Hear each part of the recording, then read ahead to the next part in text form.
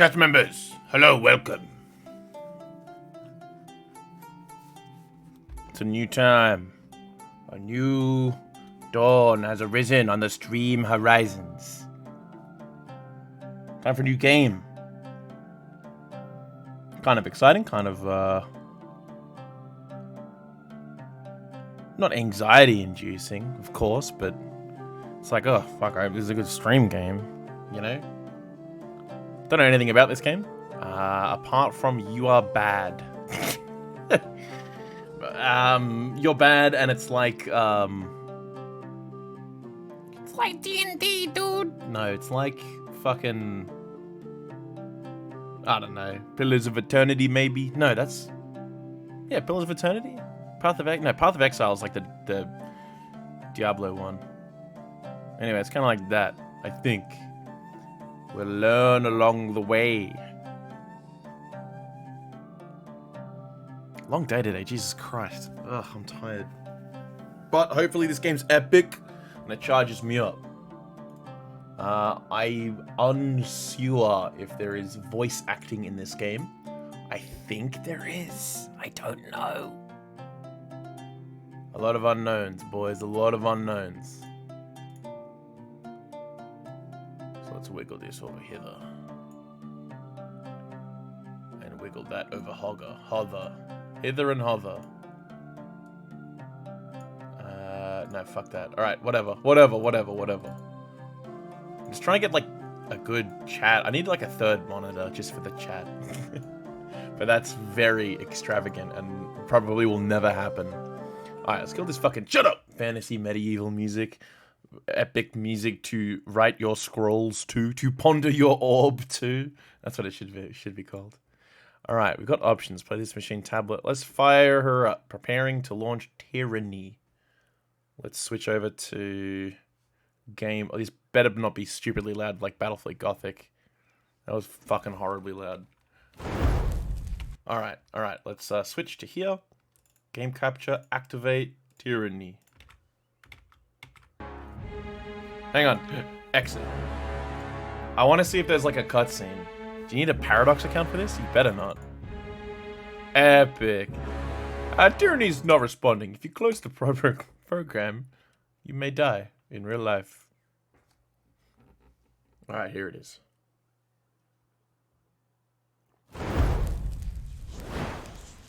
Is this anything? Obsidian. Obsidian, eh?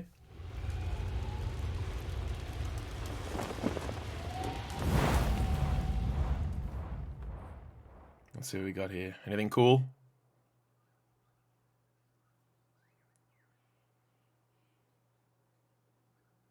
No, fuck off. You suck. Alright. La. Difficulty. Death. Ooh, okay. Let's leave this default. Auto pause. No. Graphics, here we go. That looks okay to me. Chips. Chip effects may be used when enemies are killed. That sounds good to me. Big heads. Why? Thanks, Josh. What the fuck? Font scale, anti-aliasing, gamma, frame cap, alright, whatever, blah, blah, blah, blah, blah. Sound! Master volume. Probably turn that down a little bit. Yeah, that sounds alright. Music's kind of epic. Okay. Save changes, yes. Paradox account.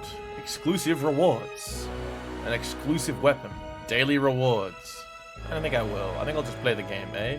New game settings. Normal difficulty requires strategy and efficiency but forgives a few mistakes in combat. Combat companion AI is enabled by default. Hard difficulty is suited for veteran players of isometric RPGs looking for a challenge. Survival requires micromanagement and optimization of stats through items, spell, and abilities. Enemy AI is more efficient and uses abilities more frequently. That sounds cool. Let's play it on hard, eh? Am I gonna regret this? And can I change the difficulty at any time? One save slot. Party's defeated. Game ends. No. Alright, let's do hard.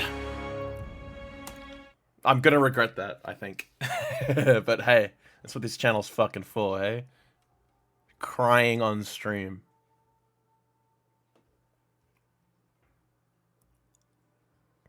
Tell me the lore.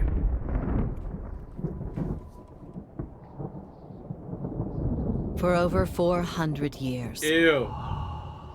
the armies of Kairos the Overlord have swept across the known world. All who stood against them fell before their might. Even the Archons, women and men of immense power, were forced to kneel, chained to the Overlord's will. Now Kairos' final conquest has come to our corner of the world, and two of the Overlord's armies compete for the honor of taking our lands. Oh, cool. The elite disfavored, and the teeming horde of the Scarlet Chorus. The Voices of Narat, spy master and archon of secrets, guides the fierce and undisciplined masses of the Scarlet Chorus. It's With like each battle, Sigma. the Scarlet Chorus grows stronger, as the defeated are given a simple choice: serve or die. Graven Ash, Archon of War and the Overlord's most loyal general, leads the disfavored. Whoa. Though small in number, Kairos' ironclad legion has never met true defeat in open battle. Bruh. Watching over the two generals is Tunon, the Adjudicator, Archon of Justice, eldest of Kairos' minions. Kairos Fate Tunon Weaver. brings Kairos' laws to newly conquered lands, aided by the Fate Binders. Fate Binders, eh? Of the Overlord's laws. You were among the youngest of the court of Fate Binders when Kairos' armies came to our lands. How could we have known that the fate of thousands would rest in your hands? Okay. What do we got here? Alright. Roll! Let me turn this shit down a little bit, because it's a little bit loud. Roll! In the Northern Empire, where you were born, women enjoy equal protections under the laws of Overlord Kairos. In the southern lands of the Tiers, women may crew a ship, but only men may own or captain a vessel. While these customs gave the ocean to men, the lands are trusted to the women. Men may rent and lease, but only women may own land and bequeath it to their daughters and sisters. While following a parent's profession is standard, many women choose to pledge service to one of the Overlord's powerful Archons. Those without a viable trade or lands to call their own are often drafted into the armies of the Archons, where it is assumed they will rise to glory or vanish in obscurity in accordance to their worth. Does that change? Yeah. Oh, here we go.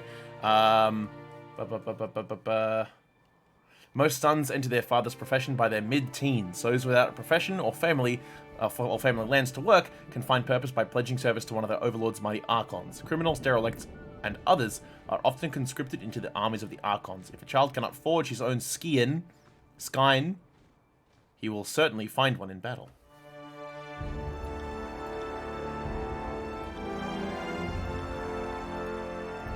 Alright, let's make it... Can we randomize?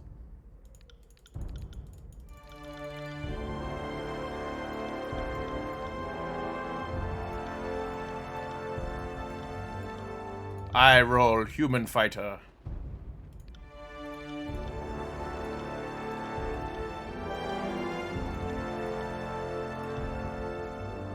Let's be her. Let's be her. Oh! Oh! Look at these portraits. What's she gonna look like? Can I zoom in?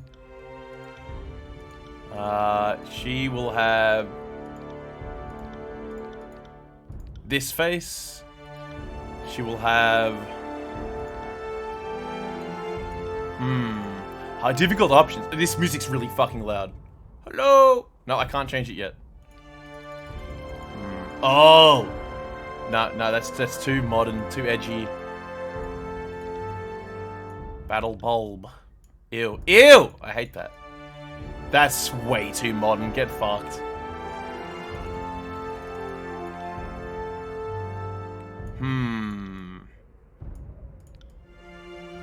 We take the battle braid. I like this. I like that a lot. The Louise Sugden haircut. Female sneaky. That wasn't so hard. Ah, she looks like a goblin. Ah, that wasn't hard. Her hair shall be maybe white, like an elf or something. I like that light brown actually. It's kind of. Oh, what about the red? Nah, I like this color here's all right. Female aggressive. We must rest soon. I hate that. That's a shitty. I don't like that.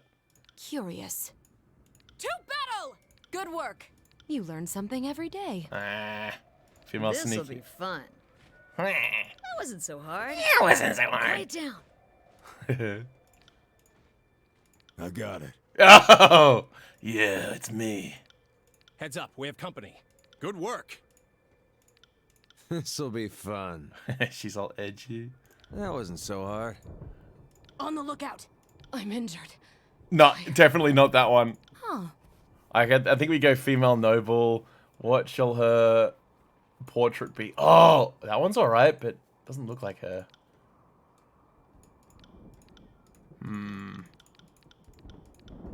That one's pretty good. That one's pretty epic. That one's pretty much just like her, but I don't like her chin. Oh, she looks. Alright, we're making her. We're making her. Sorry, guys, we have to make her. Can we get a bulb cut going on? Where's that haircut? Here. Oh, that's so edgy, though. I don't like that. Yeah, okay, that's close enough. Yep, let's do it. Next! Oh, what's this? Tattoos? Ooh. Okay, okay. The epic eye of Lyragog. The hand of Saragog. The runes of Lautugug. The runes are pretty cool. I don't mind those. I hate the colors. Red runes. What if black and crimson? That's pretty epic. That's cool. I like that. Okay, okay, okay. On the hands, is not bad. I don't like that. Not a fan of the arms. The tree on the arm is pretty cool. This is just like every white girl. Oh, they're alright. Big snake on the leg. Can we have a snake on the leg and another one, please? Nah, snake on the leg's epic. We're keeping that. Next. History. How did you join Kairos' army? Pit, hunt... Oh, okay, I'm not reading all the dialogue for all of these. We're just going to pick one. War mage, diplomat, lawbreaker, soldier, noble scion, guild apprentice, hunter. I kind of like hunter. When the leader of your home village spoke out of turn one time too many, agents of the Overlord put the whole town to the torch to contain the spread of insubordination. The Bounding Viper tribe came... Okay, we have to do this one because we got a fucking snake tattoo. The Bounding Viper tribe came across the smoking ruins of your village, and when the Beast's matriarch found you frozen but unafraid, the mighty leader took you in and raised you with the protection of her tribe. For years you lived with these wild beast men in their migratory homes throughout the mountains, but the Bounding Vipers were a dying breed. Each long winter took a greater toll than the last, and once the dwindling tribe was too weak to defend its land, disfavored soldiers came to dispense of the ravenous scavengers of your tribe had become. Finding a human amongst the wild tribe, the disfavored soldiers made a point of taking you alive. News of the wild child of the north eventually spread to the Archon of Justice, and he ordered you released from captivity and delivered unto his court. Primary expertise. Oh, is there spear? Sword and shield, great sword, short bow, shock spells, vigor spells, javelin, dual wield, unarmed, frost spells, atrophy spells. Great sword. Maybe.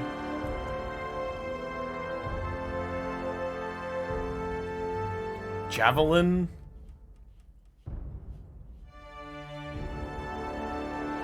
I reckon javelin fits her, sort of like her look. Wield it. Oh! Okay, let's look at these fucking pictures, eh? Sword and shield. Great sword. Oh, yeah, no. She's not bulky enough for that. Short. Ooh, alright. Shock spells. Bigger spells. Javelin's pretty epic. Dual wield. Unarmed like a ninja. Frost spells. Atrophy spells. Alright, I want to go Javelin. Wielding a javelin is a good compromise between melee and ranged. Thrown weapons deal more damage than bows, but cannot attack from as far away. They also have the benefit of being able to switch between range and melee attacks depending on the enemy's distance. Choose an ability. Heart shot or hobble. Heart shot. There's a cooldown on it. Uh-oh. Okay, is this like real time? Delay your aim to focus on hitting the target's heart, gain additional accuracy, and leave the target bleeding. Or hobbling.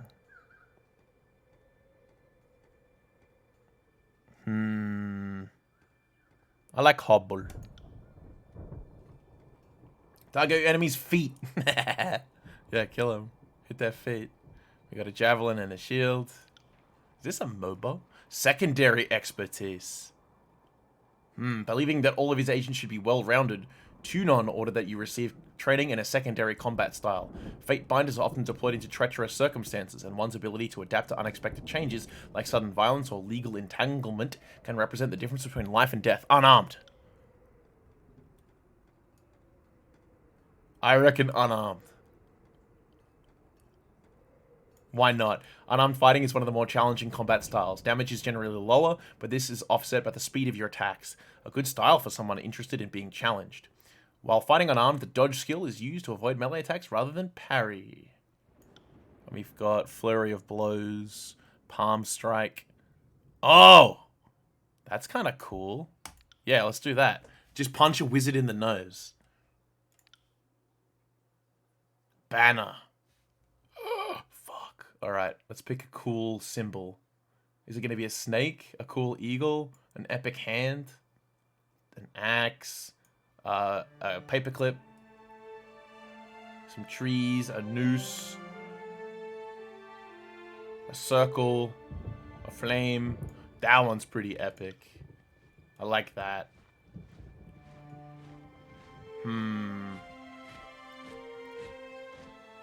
Who's flapping? Do you hear that flapping? I don't mind the paperclip. Just for a meme. This is pretty good. That's pretty good. What about... That's pretty good. Yeah, man, these are all really good. Paperclip's alright. This is alright. That's pretty epic. Oh, that one's really nice. Yeah, that one's great. We're doing that one. Maroon. And pink.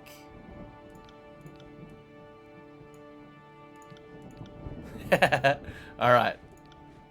White on... I like that. That's okay. Well, let's muck around with some colors, hey? What do we want? What color pants shall we have? That one's alright.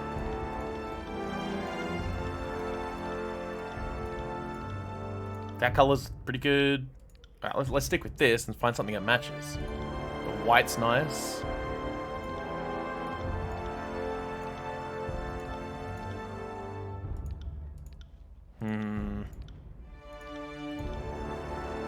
Wish there was like an intensity slider. So loud!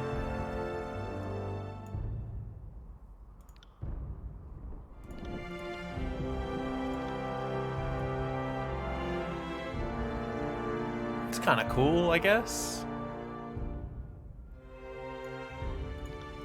I do like that burgundy. I really like that burgundy. Let's roll with the burgundy for now.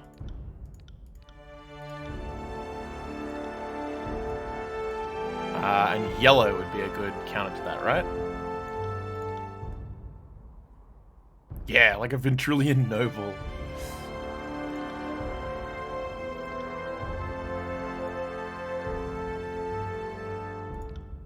Yeah, look at that. Alright, let's do it. Name. Oh, fuck. Alright. We need a name for this character. She is...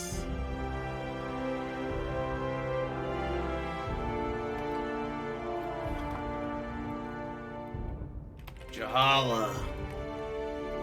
Jahala. Iron Root. No, not Iron Root. Jahala. Jahala.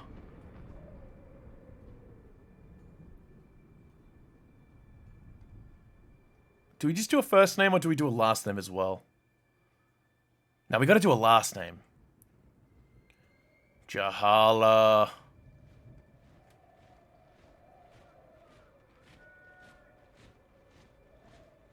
Oh, Christ, this is always the hardest thing in the world. Beastbane. Or Jahala. Frostbark. Jahala Frostbark. She shall be. Ooh, okay. Character points. What does this mean? This attribute is strongly recommended because of Javelin and Unarmed. Recommended, Unarmed. Recommended for Javelin. So let's go bomb, bomb, bomb. Bomb. Bomb. Bomb, bomb. Bomb.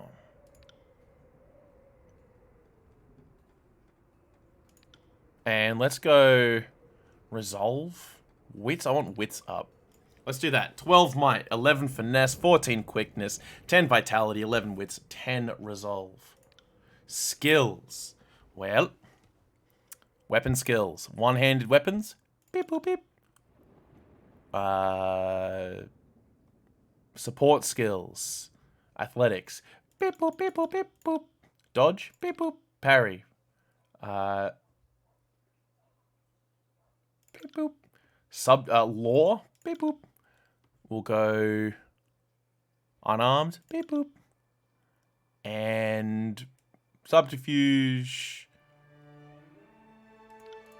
Spread them out a little bit. There we go. Selecting the Conquest option will allow you to play through Kairos' Conquest of the Tiers, choosing how your character was involved in the invasion. This gives you the most control over the starting state of the game and how other factions will react to your character. Let's do it. It begins! It began with the forging of the Great Ring. To Kairos. And now the Overlord's eye is on the Tiers, our home. The last corner of the world free of Kairos' reign. Two armies, the Disfavored and the Scarlet Chorus, march south from the Northern Empire, the last realm to fall to Kairos a century prior. In the early days of 428, Kairos' armies arrive at the Gates of Judgment, the mountainous border that we Tiersmen so long believed unassailable. Unable to agree on a unified plan of defense, the various leaders of the Tiers sit and wait for each other to deal with the conquerors, until it's too late. Shouldn't have done it, dickhead. During the conquest, you will decide your character's actions during Kairos' invasion of the Tiers, shaping the world, blah blah blah. Each choice you make affects your character and how major factions of the Tiers respond to you. Your decisions matter, choose wisely. 428, TR, year 1 of Kairos' conquest. A big stick has come in, putting a city onto the board. The Bastard City. The Bastard City stood on the northern border between Kairos' empire and the Tiers. Built upon a natural harbor at the crossroads between realms, the city was a nexus of commerce. To the Tiers, it was the center of all wealth. To a northerner, it was little more than a backwater trading post. Its symbolic status as a gateway to the continent made it a natural first target in Kairos' military conquest. It is also shaped like a giant onion or booby, lol. Ha ha ha hee hee hee. Ha ha ha ha ha ha. Fucking shut the hell up. Circumstances were ideal for you to prove your worth as a soldier in Kairos' army. Taking this city would send a message to the rest of the Tiers. Kairos' will is insurmountable. Ooh, here we go. Kairos is a name out of legend. For centuries, the Overlord has consolidated power, sending vast armies to swallow entire realms. The most powerful mystic the world has ever seen, Kairos can issue edicts, magical proclamations that level cities, spread pox, sunder the lands, or change the course of seasons. The Archons, the masters of magic throughout the known world, bow to Kairos, and the Overlord readily destroys any Archons unwilling to kneel. These sorceresses and madmen lead the Overlord's armies in the near-endless conquest. As the realms of the known world fall to the Overlord, these captured territories are divvied up amongst the Archons to manage. After able to deliver suffering and woe to every corner of Terratus without leaving the capital, few have seen the Overlord in person, though Kairos' name is the single most recognized name in the world. Only the Archons can say what the Overlord looks like. A big skeleton. The Bastard City. Named for its position between the two realms, the Northern Empire and the Southern Tiers, the Bastard City and its surrounding lands, known as the Bastard Tier, is a melting pot of cultures and a place of commerce and intrigue. The Tiersmen of the South view the Bastard City as the place of wealth and excess, but to the people of the Northern Empire, the Bastard City is little more than a sprawling slum. Tunon the Adjudicator establishes his court in the Bastard City. From his foothold in the Tiers, he and his court of fate binders impose Kairos' law upon the conquered lands. Oh. Hello. Select a token on the map to begin. Gates of Judgment. It was the first major engagement of the war. Kairos' armies crossed the mountains and established a foothold.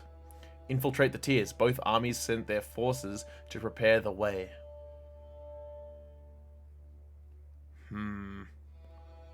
I reckon, since we're a baddie, we'd do some, like, infiltrate-y, scary shit, hey? History would remember the Gates of Judgment as the first battle of the conquest, but the real combat unfolded with advanced units of both armies preparing for the coming war. The Disfavored and the Scarlet Chorus each had a plan to infiltrate. Ooh, okay. So I kind of want to join the red guys, because I think it sounds cool. They're like just corn barbarians or something like that. The Disfavored.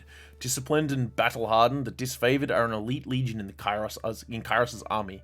They spearhead the conquest of the younger realms, finding themselves always outnumbered, but never outclassed. Led by the steadfast and dutiful Graven Ash, whom they follow with an obsessive devotion, they are committed to imposing their interpretation of order upon the relative lawlessness of the Tiers. The Legion only tolerates Northerners in their ranks, priding themselves on their high standards and cultural purity. Nope, we ain't being those guys, we're being the other guys. The Scarlet Chorus is little more than a gang of thugs and their captive slaves. Rather than organized under commissioned officers, the Chorus follow a hierarchy, seemingly ruled by whoever has the bravado to command and defend their position. At the head of this chaotic pecking order, the Archon of Secrets, better known as the Voice of Narat, treats the Scarlet Chorus as his personal army. The Scarlet Chorus often suffers tremendous losses after battle, only to swell in the aftermath when captured enemies and collateral prisoners are given the cruel opportunity to join or die. We're being those guys. The Scarlet Chorus. You joined the Scarlet Chorus as they raided villages and small towns, conscripting every able-bodied man and woman into the army. The Voices of Narat emphasize the rewards of conscription and enslavement over wanton bloodshed. Apparently his soldiers needed the reminder. The Voices of Narat. Known in his official capacity as the Archon of Secrets, the Voices of Narat is equal parts genius and madman. Rumors abound that he can steal the minds of others, though few, if any, are alive to confirm as much. The subjects of his interrogation are never heard from again, and the Archon is able to recall the memories of his victims with startling accuracy. He is the inconsistent leader of the Scarlet Chorus, vacillating between the commanding from the vanguard and directing his armies in absentia. Despite his strange methods, no one doubts that the Voices of Narat is an accomplished strategist, even suggesting that his madness stems from thinking hundreds, perhaps thousands of steps ahead of his enemies.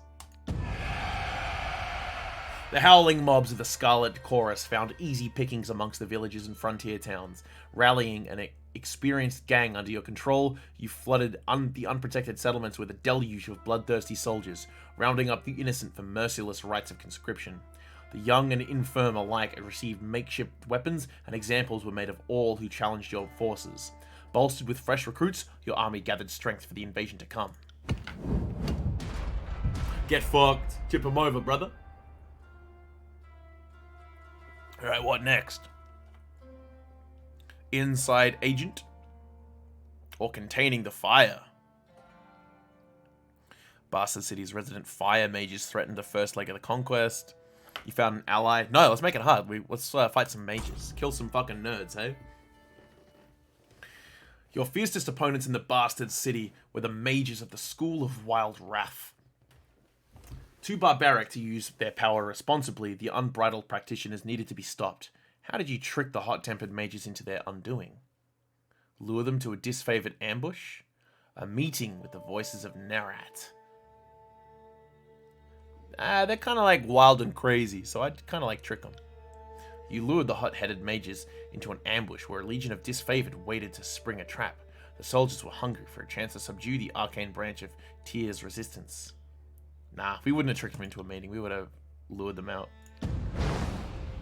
The mages took their more dangerous research outside the bastard city's walls. You sent a scout to sabotage a delicate ritual, which caused an explosion that injured or killed many senior practitioners. Enraged, the survivors expended themselves on a chase through the surrounding hills where the disfavored surrounded them and brought them to heel. The few that survived the attack were conscripted by the Scarlet Chorus. What are enraged? Oh, enraged! Recovery is reduced by 25. It's like a keyword, because it's just like, alright, whenever we say enraged, put the rules in there, bro. The betrayal of the bastard city. Your tactics of infiltration placed you in the bastard city ahead of the main armies. Your work softened the city's defenses for the arrival of Kairos' forces. But you wanted a decisive gesture that would give your allies a meaningful advantage. How did you assist in the fall of the bastard city? The duel of the city marshal. Incite a riot. Spread fear through assassination. Did we kill anyone? We challenged the commander to a fight to the death. And we get Warrior's Respite. We spread fear. Searing Palm. It's a magic ability. I don't think we enticed a riot. I think we did this one. Yeah. Yeah, through fear. Fear. Because that's... I feel like that would be a wise tactic in the chorus, hey? Because you have like a billion dudes just sitting outside chanting and stuff. And then that's going to be scary for the defenders. And then you just leverage that fear by assassinating key figures and setting little traps and stuff like that. So very rarely do you actually have to fight. Yeah, you sort of just manipulate people. Some deaths were quiet and unnoticed, while others were gruesome beyond words. As a wave of murder overtook the city's elite, your deeds swelled in infamy. Well before the armies arrived, no one in the bastard city felt safe in their homes, much less behind their walls. By the time Kairos' forces crested the horizon, the city was fearful enough to throw open the gates and welcome their new protectors. Exactly. That's what I'm talking about. That's cool. I like that. It fell into sludge. The bastard city. Oh, look at this shit. It's all these locations.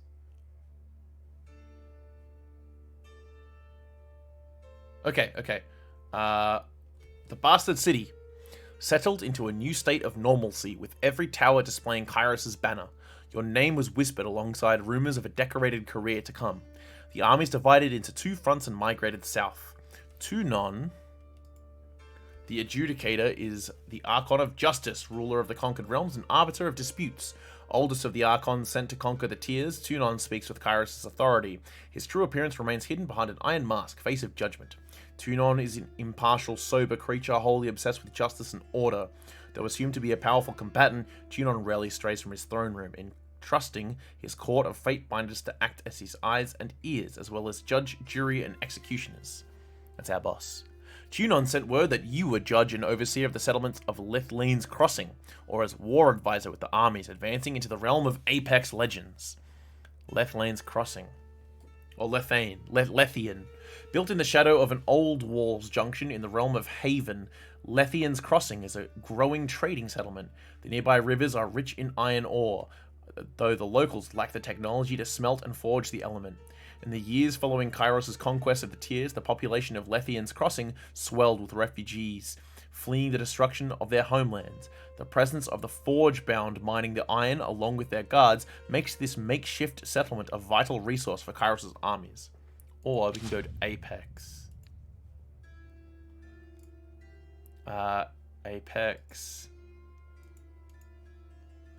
The troops of the mountain realm of Apex stood idle in the safety of their valley, biding their time as the neighbors in the bastard tier fell. In the second year of war, a joint force of the Disfavored and Scarlet Chorus crossed over the mountains to take control. I reckon we take Lethian's Crossing.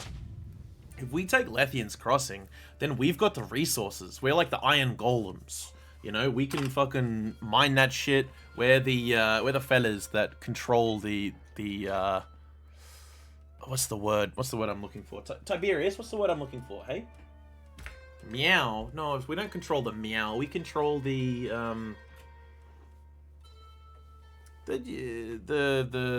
supply lines, the logistics. We're like the logistics dudes. But because we can control that, we might have better sway with other commanders. We're the QE. To Lethian's Crossing. Year 2 of Kyros's conquest, 429.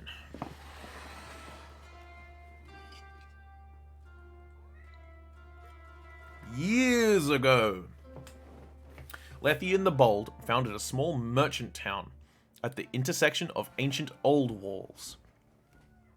A pact between the settlers and a mercenary company meant that caravans were able to travel without fear of bandits or Bane. Bane? He's a big guy. And the town thrived in modest insignificance. Lethian's Crossing drew Kyros's attention for the iron deposits in the surrounding hills.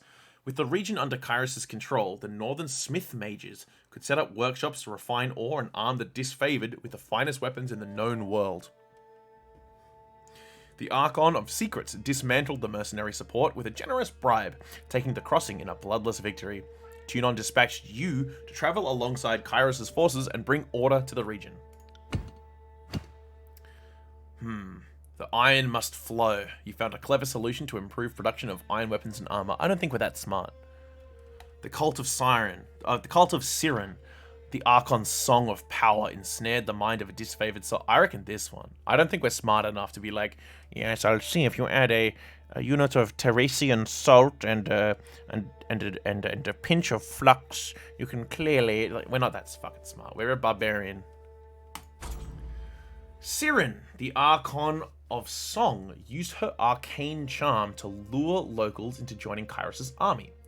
As a patroness of the Scarlet Chorus, her efforts were critical to the conscription of new recruits. When an enthralled, disfavored soldier joined her cult, his company feared that the Archon was growing out of control and needed to be stopped. Destroy the cult? Ugh. Send the cult to the vanguard. Yeah, it's more useful.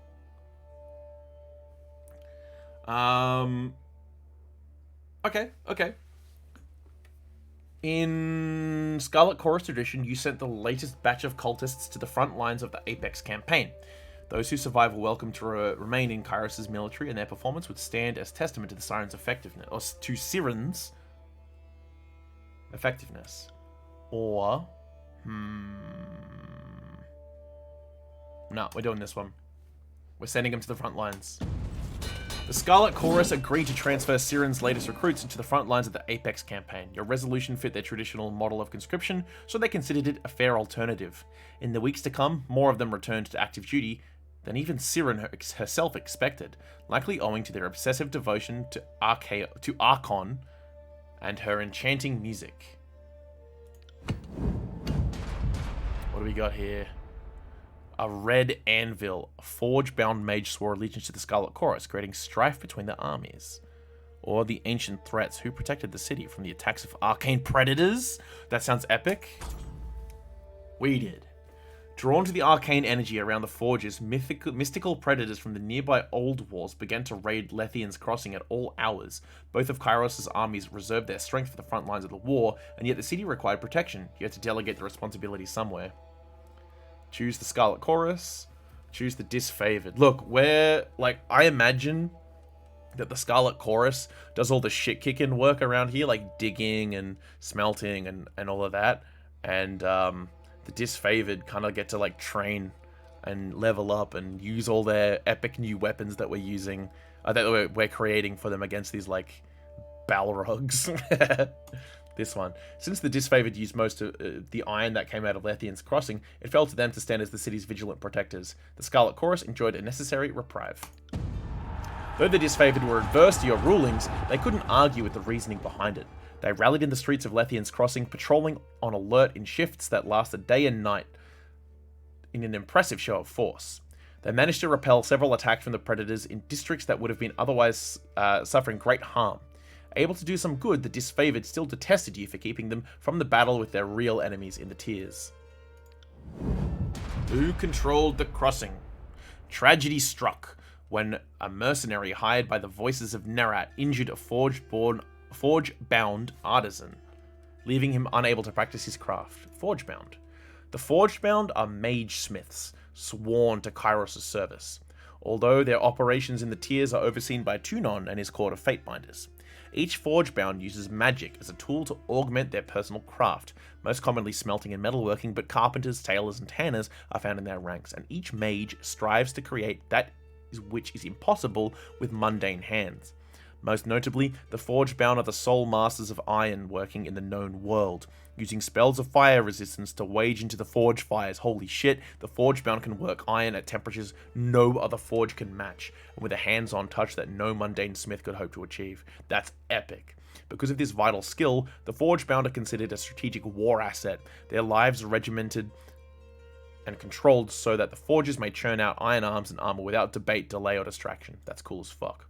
But he got injured. Tunon orders the mercenaries to leave the city in the hands of Kairos' more responsible servants.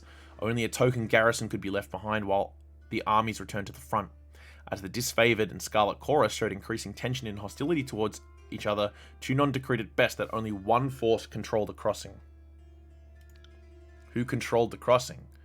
Our boys. Scarlet Chorus. The Scarlet Chorus flooded Lethian's crossing with over-eager and undisciplined recruits. In the first few days of occupation, settlers suffered under rampant theft, murder, rape, and arson. By the following week, the hordemen who sowed chaos for personal gain were dead, strung up by the more disciplined half that took up the reins as the self-appointed bosses of Lethian's crossing.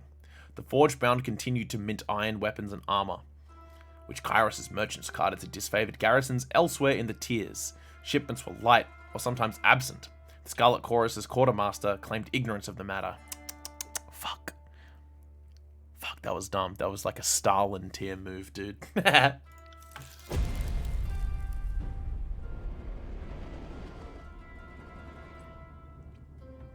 Okay. With the mercenaries expelled and Lethian's crossing under new leadership, Kairos' forces congratulated themselves on bringing order to the settlement and guaranteeing a productive flow of resources. Over the course of this diversion, the army front advanced further into the tiers. Your skills were needed in the realm of Azure, Stalwart, or the Vellum Citadel. Let's learn about the Vellum Citadel. The Vellum Citadel was a library fortress. Nerds, the largest archive of the written word in the tiers. The School of Ink and Quill protected and maintained the archive of ancient lore for centuries, standing apart from the political upheavals of the younger realms as an enduring pillar of knowledge and culture. Azure. Kairos dispatched the Archon of Stone to subjugate the nation of Azure. Stalwart. With its easily defended position and rich military tradition, the realm of Stalwart was the most formidable realm in the tiers. I reckon we went to Azure. This looks like crops and stuff, and I want a monopoly on things that we need. You know what I mean?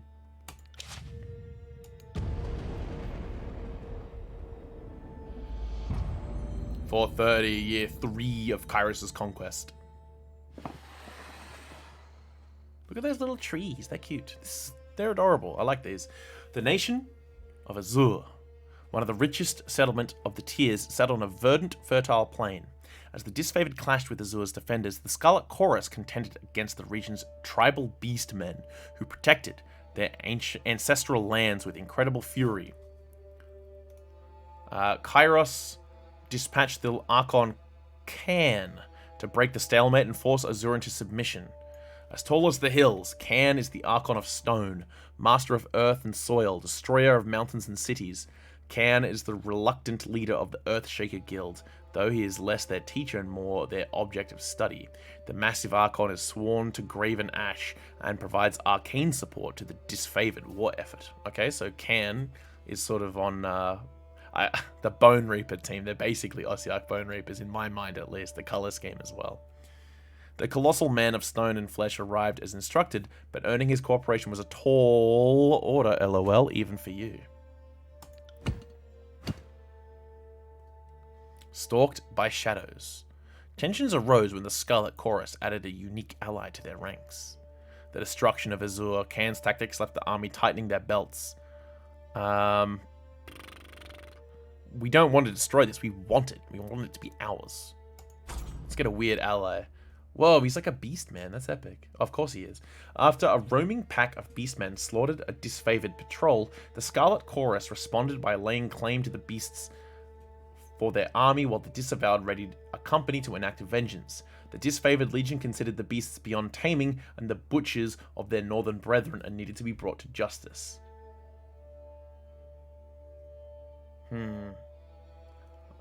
Responded by laying claim to the beasts. What do you mean laying claim? They were like, oh yeah, these guys are ours. We'll kill them. Sanction the disfavored vengeance. Allow Chorus's conscription. Do we want beastmen in the... Nah. Denied the Scarlet Chorus's spurious claim and authorized the disfavored to enact proper vengeance for their fallen? Nah, just kill him. Just kill him, lol.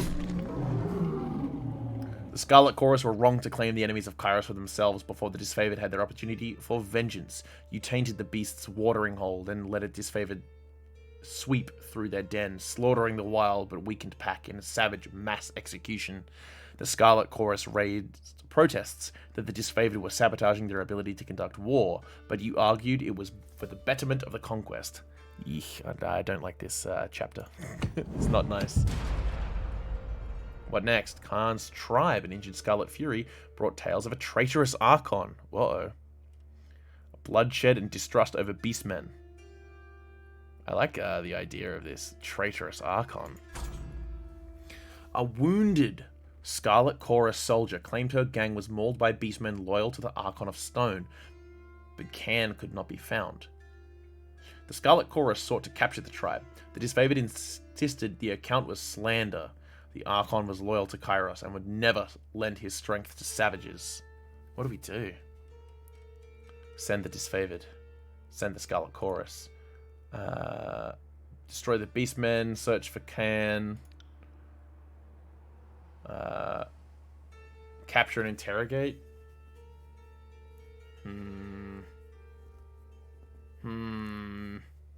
Could be a trap. Let's go kill him. You allowed the disfavored to deal with their own. The beastmen were destroyed and the search for Khan redoubled. Since Khan had left the army's camp, there was no telling if the beastmen were loyal to him or not. Either way, the enemies of Kairos needed to be dispatched. The disfavored swept across the plains and slaughtered members of the offending tribe. The Voices of Narat disputed their ruling, claiming that the disfavored was silencing the truth, and only Khan could testify his guilt. The Edict of Stone. The Archon of Stone made brazen declarations that Kairos had no claim to rule the Tiers. Soon after, word arrived that Kairos would dispatch this rebellious minion with an edict. That's that epic tier spell. Kairos' most powerful magic is that of an edict, commandments cast upon whole regions that can control and destroy man and nature alike. Once cast, an edict can rain fire, wither crops, demoralize city, usher in endless night, or do whatever it is that Kairos envisioned. No known force, magical or mundane, can stop an edict, though each edict is often worded to include some condition or contingency that will see its end. Some edicts have been short-lived, delivering days of wanton catastrophe. Just as many have lingered for centuries. Alright, this is like a doomsday scenario. The disfavored took solace in knowing that the edict was coming, and the commanders petitioned you to be the bearer of justice. Tunon selected you for the honor of proclaiming Kairos' Edict of Stone, a magical spell with the power to destroy the Archon. As he sensed his approaching doom, Khan began an assault on Plainsgate, the largest human settlement of the area. It fell to you to send Kairos' force into a suicidal mission to halt the Khan's destruction. to halt Cain's destruction while you completed the proclamation of the edict. Alright. Edict of Stone. Send the disfavored. Send Scarlet Chorus. Send both. Both. We work better together. We both have different skills. Power of friendship to do evil.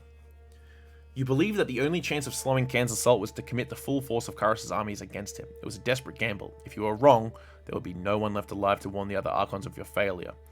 Ooh, that's a good point. We've got numbers. We've got numbers. Our Scarlet Boys. Believing that there was a slight chance that their superior... yeah, I don't want to all or nothing it. Believing that there was a slight chance that their superior numbers could hold off the Archon of Stone, you sent the Scarlet Chorus to delay Cain's march on Plainsgate. You hoped you would have enough time to read Kairos' edict before Cain reached the city. The Scarlet Chorus went to battle wearing fierce grins. How often did they get to attack an Archon? Soon enough, their war songs twisted into shrieks of terror. Plainsgate still remained, but not after facing significant damage. You blocked it all out as you read the Edict of Stone. The earth under the battlefield groaned open, spitting up outcroppings of rock that obliterated the surrounding landscape for miles. From your vantage in the rearguard, the screams of the chorus continued without end. When the land heaved open to take Cain, the Archon allowed it with serene acceptance. Holy shit. Yeah, oops. With the lands blighted and unrecognizable, the realm of Azure was left utterly ruined by the events of the war. In the times to come, the Tears would call this blasted region the Stone Sea for the treacherous rock formations and persistent quakes that became the defining features of this once verdant land. The Stone Sea is the name given to what remains of the land of Azure after Kairos' Edict of Stone devastated the landscape. Once a rolling landscape of winding rivers and fertile plains, tectonic shifts have altered the landscape, choking rivers, collapsing roads, and altering the landscape for hundreds of leagues. The Scarlet Chorus established a sprawling camp in the shattered rocky terrain, and quickly absorbed those displaced by the upheaval of the land. These hapless refugees were put to work as slaves and soldiers, and the Chorus slowly built themselves a makeshift fortress in the blighted, quake-ridden realm. Once your tour of duty in the broken lands of Azure was complete, you didn't have long to rest before Tunon called you into service once more.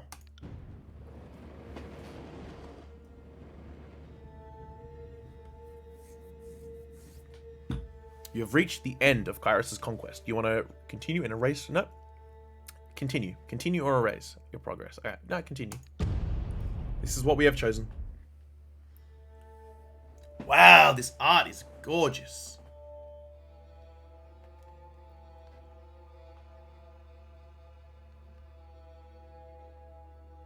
The year is 431, and Kairos' invasion has shattered all major opposition in the Tiers. The Younger Realms, the Bastard Tier, the Free Cities. All who defied Kairos lay broken by battle, or bowed in surrender. The two armies of the Overlord, the Disfavored and the Scarlet Chorus, now control our lands. Hell yeah. But our will is not yet extinguished. Not entirely. In the Valley of Vendrian's Well, those of us unwilling to bow to Kairos have banded together in defiance. Violating an oath of surrender from 2 years prior, we have staged a bloody uprising, murdering the Disfavored and Scarlet Chorus garrison in a midnight assault. That's bad. With their main forces spread across the Tiers, the Disfavored and Scarlet Chorus redeploy to Vendrian's Well to crush the resistance. But months pass with no definitive battle. As disagreement and discord paralyze the Archons, we bide our time and wait for our message of insurrection to spread across the Tiers. The Overlord is not amused, and Kairos has one message for the Archons: crush the Oathbreakers or die. Kairos backs this threat with an edict, a magical commandment that can slay all in the valley should the order be ignored. The honor of proclaiming this edict fell to you. Sent across the mountains to Vendrian's Well, you carry the Overlord's edict to read before the audience. Fuck. That's full on. As you finally make your way through the winding mountain passes into the valley, the ground trembles, and Kairos' magic seals the way. Alright, here it is. Here's the fucking rocks fall, and you're in the sewers level of fucking Oblivion and Morrowind and all that shit. Quick! You must take this ring and give it to the Emperor. You must defeat 4 giant rats. Shut up!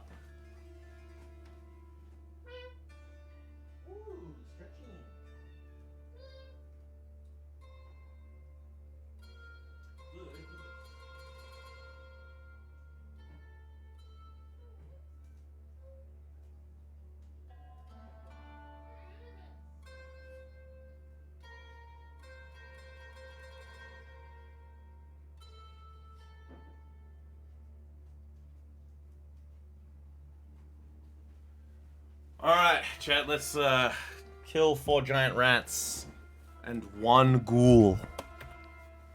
You are trapped in Vendrian's Well, with Kairos' armies and the Oathbreakers. The only way to survive is to fulfill the terms of the Overlord's edict, in any way that you can. Whoa, that's cool. That's epic. I love that. Fatebinder Jahala Frostbark, I presume. We've been expecting you. This is your first visit to the world of Tyranny. Watch for these windows to help you become familiar with the game. You can disable tutorials. Lore and tooltips. Lore and reactivities tooltips. You'll see words and phrases displayed in a green color. Tooltips, information that your character knows. Yep. Okay. The Judge's Day, 18 span of swords. Spell creation. Journal. Hey man, who's you, brother? Aurora. Kairos the Overlord be praised. When I heard the avalanche, I feared the valley was sealed with you on the other side. The disfavored warrior claps her gauntlet to her breastplate, the traditional salute of her legion. It shows her allegiance? That's kind of cool.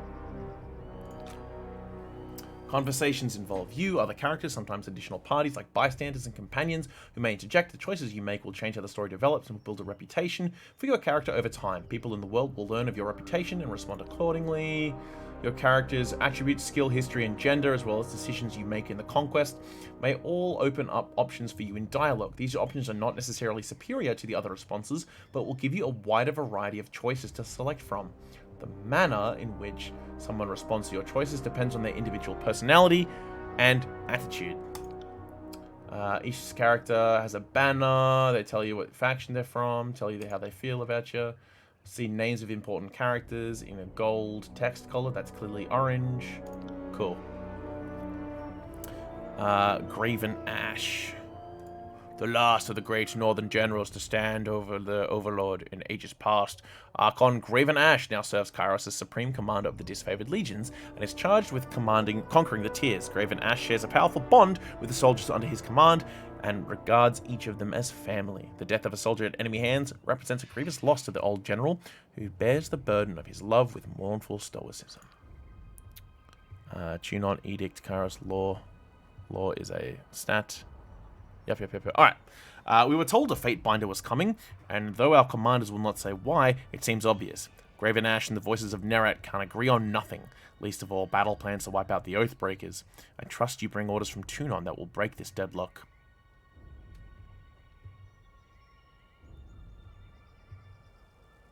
I'm in a hurry to deliver a message to the Archons. Well, you've travelled a long way. I won't keep you further. I'm sure the Archons will want to hear from you. Her voice falls silent, her attention snapping eastward with an alarm. Did you hear that? More runners. 3rd time this week. The Oathbreakers keep trying to send messengers through the mountains to gather help from outside the valley. She points over to the collapsed path by which you arrived. They're a bit too late for that now. Come, let's show these Oathbreakers a good fight. He's got a hockey stick, look out! How do I fight? Rah! Tyranny uses a pausable real-time combat system because you'll often manage more than one character at a time. It's a good idea to pause the game, issue orders, and resume real-time to see the orders play out. The options menu also contains many choices for automatic pausing when certain conditions are met. Press spacebar to pause and unpause. Character can always perform basic attacks using their equipped weapon or their fists. Special abilities that they can use. Got hotkeyed abilities if you so wish. Okay, yep, cool, we've got them here. Thrust, hobble, palm strike, concealing shadows. Spells can be accessed from the icons, what, in their character frame? What is that? I don't know, we'll figure it out. Grouped into talent, spells, combos, artifact ability, reputation abilities, weapon sets. Jesus Christ. Left click on the ability, press the hotkey. Okay, okay. Parry, dodge, endurance, will, magic. Yup. Critical hit, graze, miss. Okay. Let's use a thrust. Sorry, I can't. Right. Right.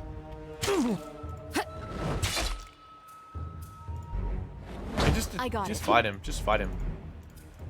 Yeah. Do I auto attack? Chat. Help. Auto party, stealth, all party members, formations or something, camping supplies. Graze, deflection, accuracy, dodge, parry, valid weapons, all. How do I just basic attack? Yeah. Will do. Right. This is useless. Yeah, okay. I should try something else. Let's just sit there stabbing, hey? Ah! Ah! Ah! Run! Just throw shit at him. Hit him in the toe. On it. Bruh! Is this how we play? Is this how you play the game? What's his health like? He's injured. He's hobbled. Single target attack that inherits elements of the attacker's fighting style. Sorry, I can't. Hit him with one of these fellas. Yeah, I think we missed. Will do. Yeah, this is just basic stabs. Yes. How do we do shit? This is useless. I should try something else. Talents, weapon sets, quick item, talents. Yep. So that's these things. Hit him in the head. Will do. Oh, cool. That's one down. Let's check for more along the path. Level up. Pause. Talent points. Fatebinder talent points 1. There are 6 categories of talents. Leadership, defense, power, agility, range, and magic. You can level that shit up. We got a tree. Okay, let's go to here. No. This one. Here we go. Okay, leadership, power. I kind of want to do a leadership-based one, maybe. Range. We've got hobble. Do we have any points to level to use though? I don't think so. Journal. Create a fucking spell. Missives. Nah, don't hide helmet. Keep that shit. Got an edict. Alright, cool, let's go. Wait, loot him. Take his shit. What has he got? Whetstone? Potion of protection? I'll take that shit. We'll read what it does later. The avalanche has blocked us. Do you think we could fit through the rubble?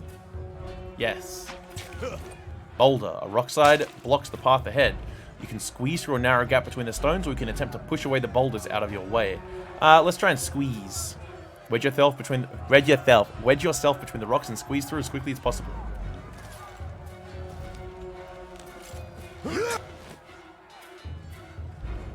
Alright. First of all, let's hit this guy with a hobble. Now beat him up. Hit him with the thrust. Yar. Does that do a bleed attack? We're getting doinked. Can we do any cool shit on this guy? Push him out of the way. Shove him. Yar! I got it. No! Hey, that's my job. I'm the fucking spear guy. Right. Beat him up, beat him up. Beat him up, beat him up. Can't do that. I got it. Kill him! He's almost gone, mate.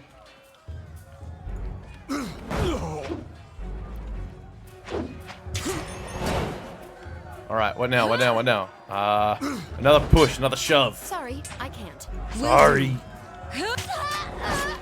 Now let's fucking do a big yoink on that guy. What's up? Can't Let's run over do and that. push this guy, maybe? Get out of the fucking way! Right. Character recovery. All characters must recover after every action they take. Recovery time is there. Yup. Press X to cancel it. What else we got? Knocked out. Ouch! They're knocked out. If they go to 0 health. You can interact with shit. You can level up. We don't have a level up button on us. Disengagement is when you try and run away and they'll whack you because they get attack of opportunity. When you're engaged in melee, you stop moving. 4 wedges moving. Yeah, okay. Yep, I understand. Engagement is arrows between them. Yep, because it shows who's whacking who in base-to-base contact, basically. You can click to move. You can do some other shit. And then there are people in the game. Epic. The glory of Kairos! Boulder. Oh, fuck off. Can't do that. This is useless. I should try something else. Can't do that. Right. Can I Sorry, move I the can't. camera? No, I can't. Sorry, I can't. On. There we go. Epic. Hit him with the tactical shove. It didn't fucking work. Hit him with the On hobble. it. This guy's almost gone. Yeah, he's almost fucked up. What's up? This is useless. This guy's kind of epic. No, my fucking friend! Are you kidding me? Right. On it. Get fucking shoved. I can't believe this guy died. I was so close to saving him. Is this a healing potion? Yup. Ow! Fuck! Heal up. Hit him with the bop. By my days. On it. Stab him in the toes. Thrust. Will do. Yeah, get close to death, brother. Get close to death. Get fucked. Ugh! I missed. I can't believe I keep missing. Activate Shadow Step. On it. Ow, go away. Leave me alone, please. Sorry, I can't. I really should just be focusing these dudes, hey. Watch out! I'm getting fucked up. Now kill him. Right. Oh god, I'm getting annihilated here, dude. On it. Come on. Give me the loot. Ah, he exploded. I want to turn that off because that's not really realistic. Cannot change the difficulty in combat. Graphics, turn jibs off because that wasn't like whatever. Sound.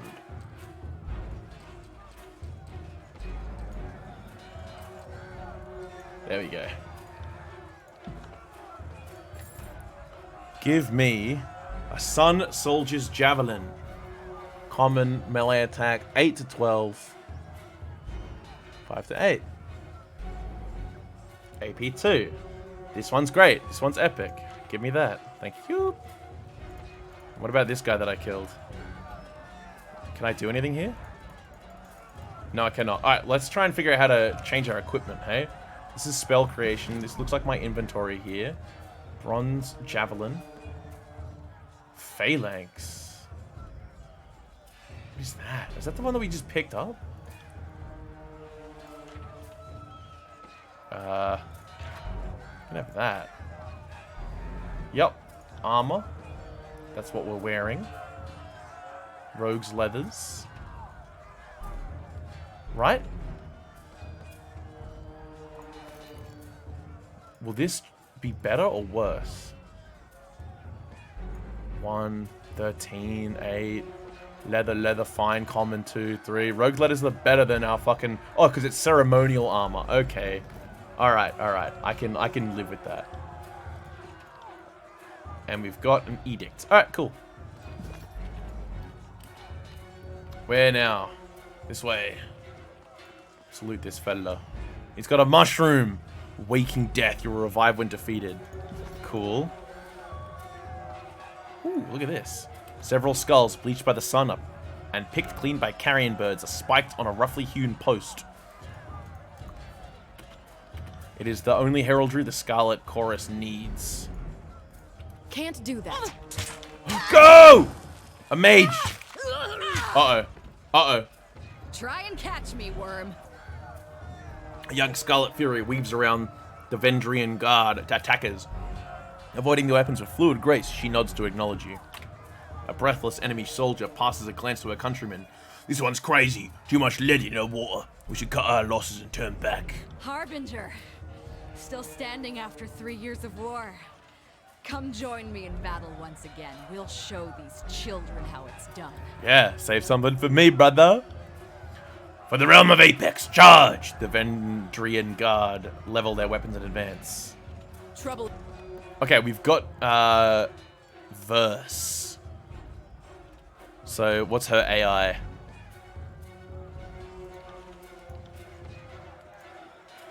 And what's her thing? Alright, whatever.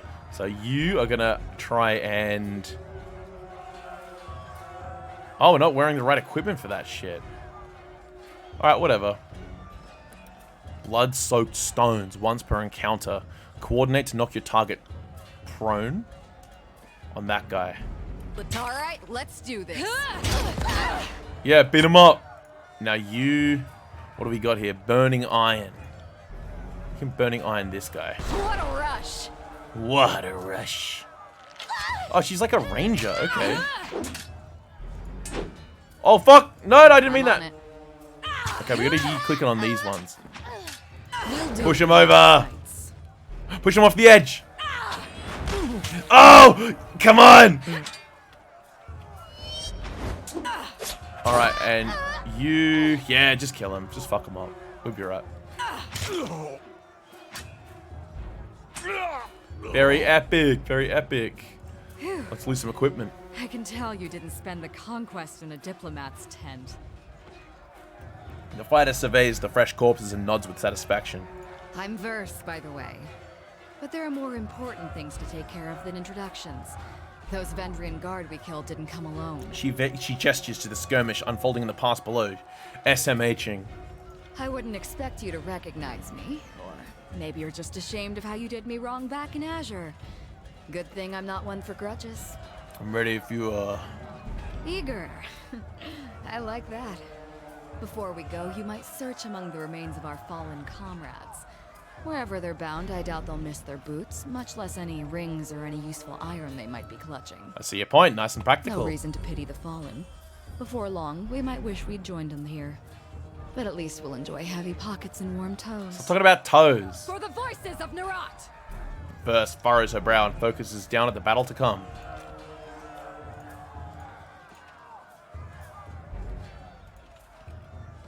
Loot. Yeah, you can go over here and loot that shit. And Verse can go over there and loot something else. Oh, maybe only I, Jahala, can loot. Because we're the main character. A cool hemlet. Right. Spell scrolls. You got it. Is this guy lootable? No. Alright, spell scrolls. Discovered a scroll that contains the image for a sigil of magic. Can learn it and craft spells. Kind of cool. Consumables. Yep. Whatever. Yeah, we're fine. Minimap. And critical hit. Alright. Let's check our equipment. What do we got here?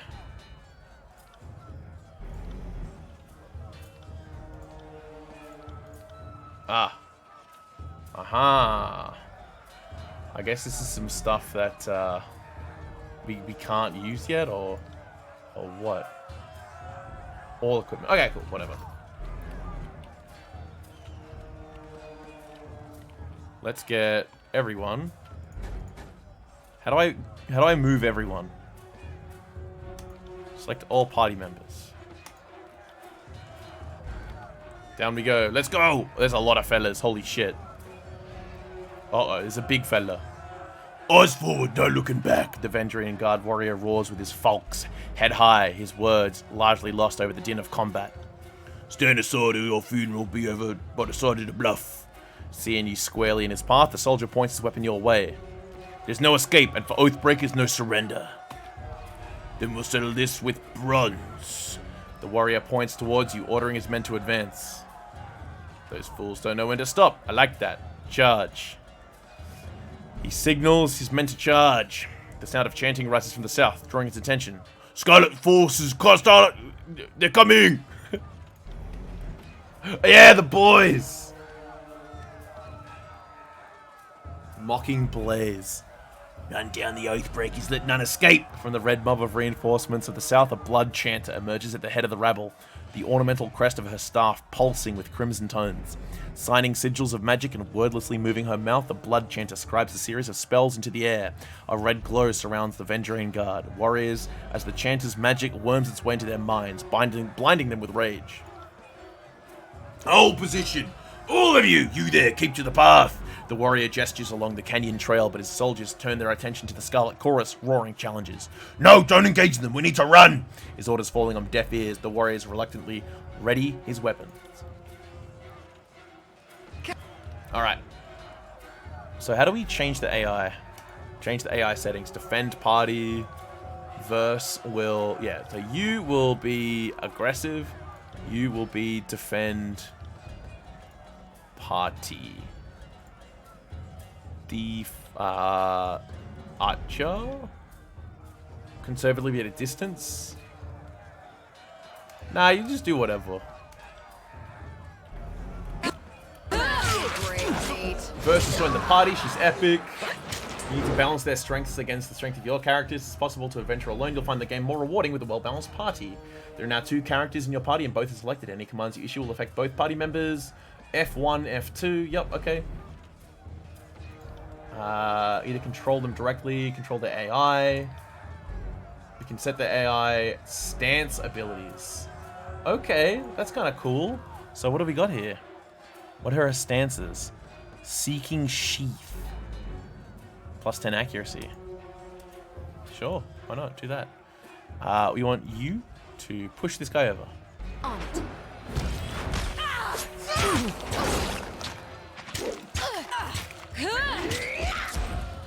What have we got here? Blood-soaked stone. Push this guy over.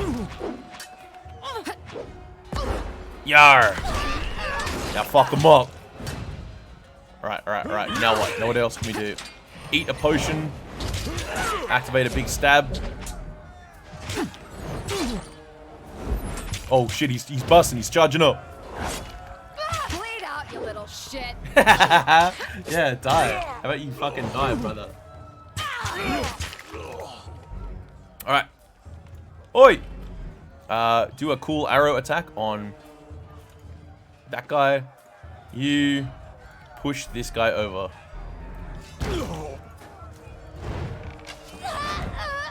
There we go, we did it, and we're probably gonna get a new party member, hey. This wizard. Purple man, how we doing, brother? Come quick! We have a situation on the cliffside. They have the commander. Hang on, I'm just gonna get some loot real quick. Some shoes. That's kind of it. What do we got here? Several skulls. Weapons and armor are strewn haphazardly around the cart. Every blade shows sign of rust, and every piece of armor is in need of repair. Steal some shit out of the box. A yam. Water.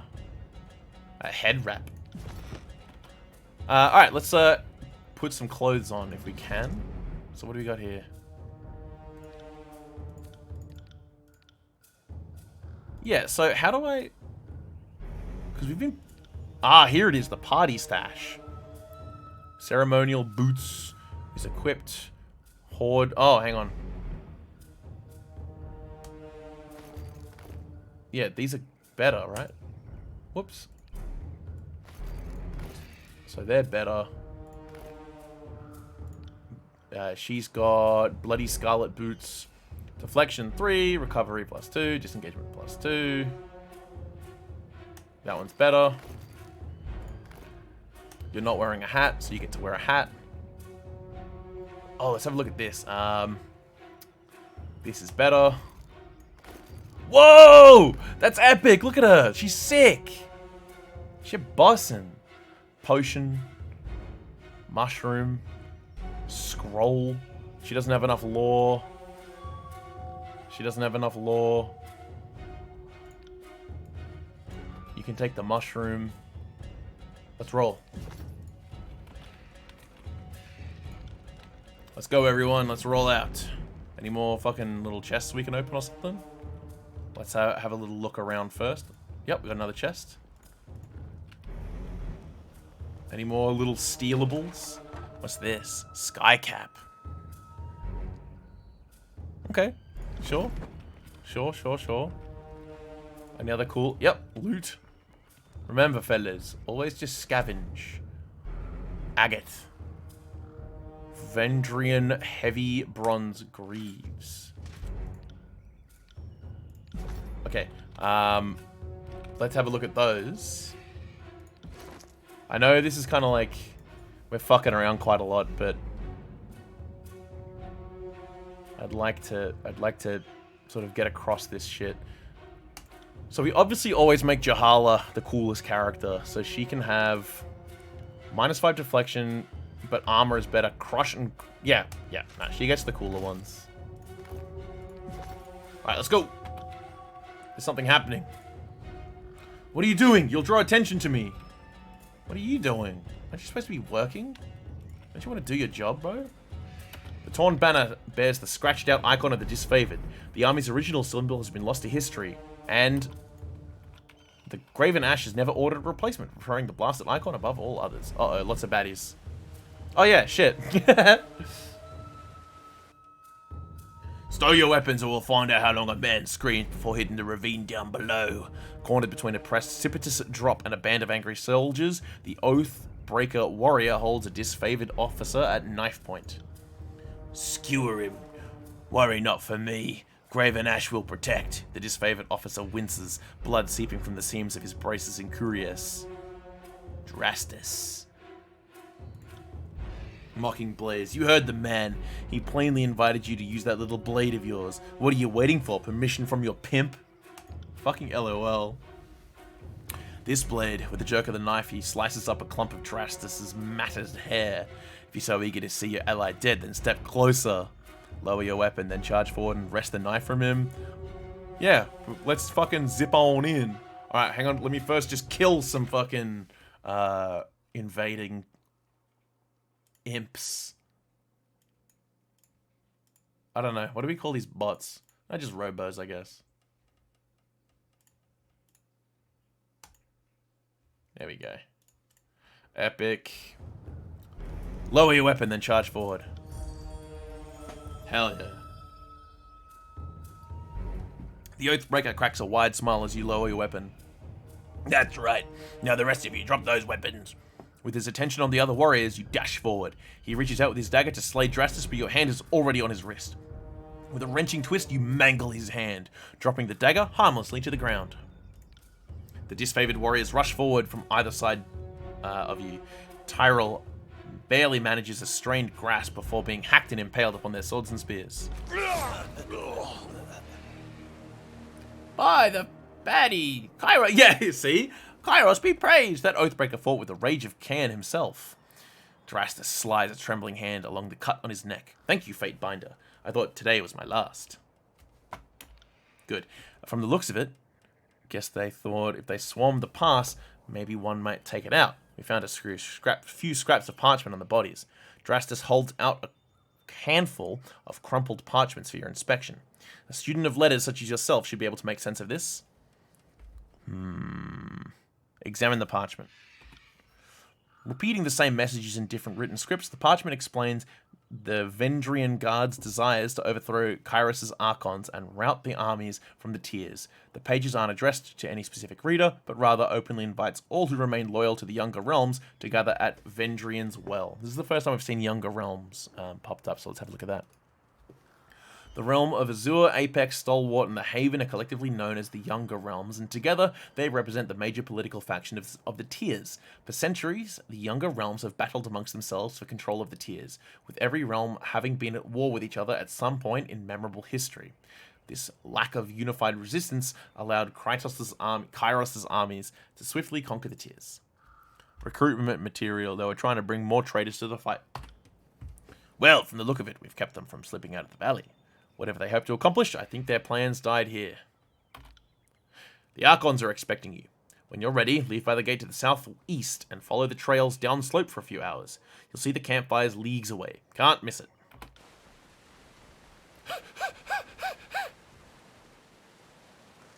Alright, let's loot this fella. Auto-looted. Items. He's got a... what, like a knife or some shit? Some bangles. A fish. And a scroll. Alright, let's check what we just got. So what do we got here? A knife. Phalanx. Falx. What is that? Is that a... two-hand... It's a Falx, okay. Who would want that? She's like a two-hander person, right? So, what's her skills? Offenses, accuracy, Red Rivers is her thing. That's her defenses. How do we see her skills?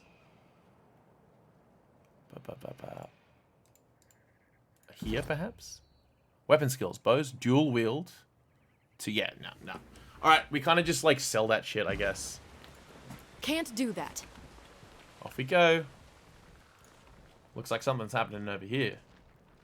The Archon demands all prisoners to be given a chance to serve the chorus. Those lying whore spawn had their chance long ago. I say kill him. I don't like him. Very much. Let's kill him. The prisoner says his name's Tarkus Demos. Drastus lets out a long sigh, tapping his gauntleted finger to his temple. Then I don't think this is a complicated matter. He dies. His family's been a driving force in the Vendrian Guard. Killing him should demoralize whatever's left of the Tarkus clan. I disagree. I think that by seeing some kind of highly influential guy on the bad side is even worse. We must give the vanquished enemy a chance to serve. That is our law. Smiling with recognition at your presence, the chanter points your way. Just ask the governor here. You understand the wisdom of the Scarlet Chorus. The Overlord does not wish to rule over a ruined crater. We must conquer. But if we show mercy, we will have conquered a mountainous stretch of nothing. But if we show no mercy, we will have conquered a mountainous stretch of nothing. I was like, what the fuck? We'd let you take prisoners, but you can't control them. You send these conscripts out on patrol and they never return, defecting all over again. I can't let this nonsense strategy continue. Well, I insist this oathbreaker be taken to the Voices of Narat, leaving us at an impasse. Fortunately, we have a fate binder to settle the matter for us. The chanter turns to you, an expectant smile creeping across her face. So what say you? What should become of the prisoner? Kill him or take him? Take him, for sure. Free dude. This is the sort of nonsense that got us into this mess we're in now. If we keep showing these mongrels mercy, they'll just bite us time and time again. If it will calm your nerves, I assure you this one won't be put on the battlefield. The mage snaps her fingers loudly, gesturing for her gang to listen. Make sure the prisoner is taken straight to the Voices of Narat. I won't keep you here any longer, Fatebinder. I know you have important business in the valley. Drastus salutes you, his iron gauntlet rapping against his breastplate. For the glory of Kairos.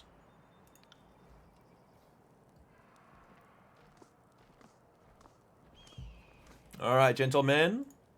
There you go, up. We sing the anthem of pain. Okay. You have my thanks, Fatebinder. I must attend to the rest of my soul dears. Hey, don't do it. What you up to?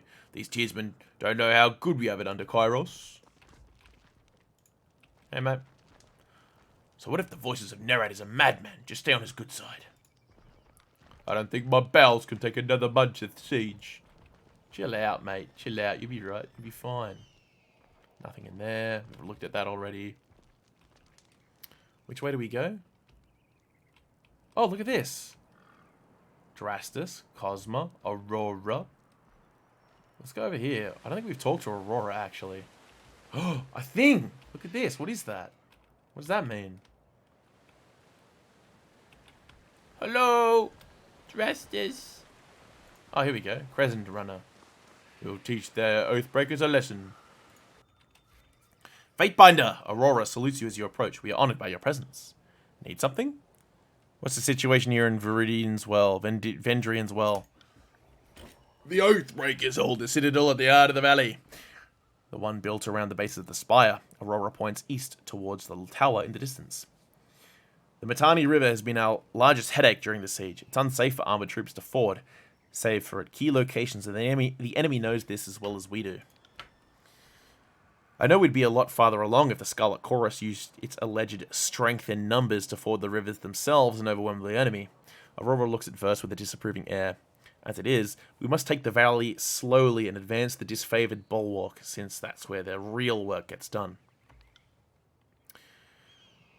Because all it takes is numbers to cross a river under a hail of arrows. If the disfavored were quicker to act, maybe the Vendrian guard wouldn't be so trained up to face us.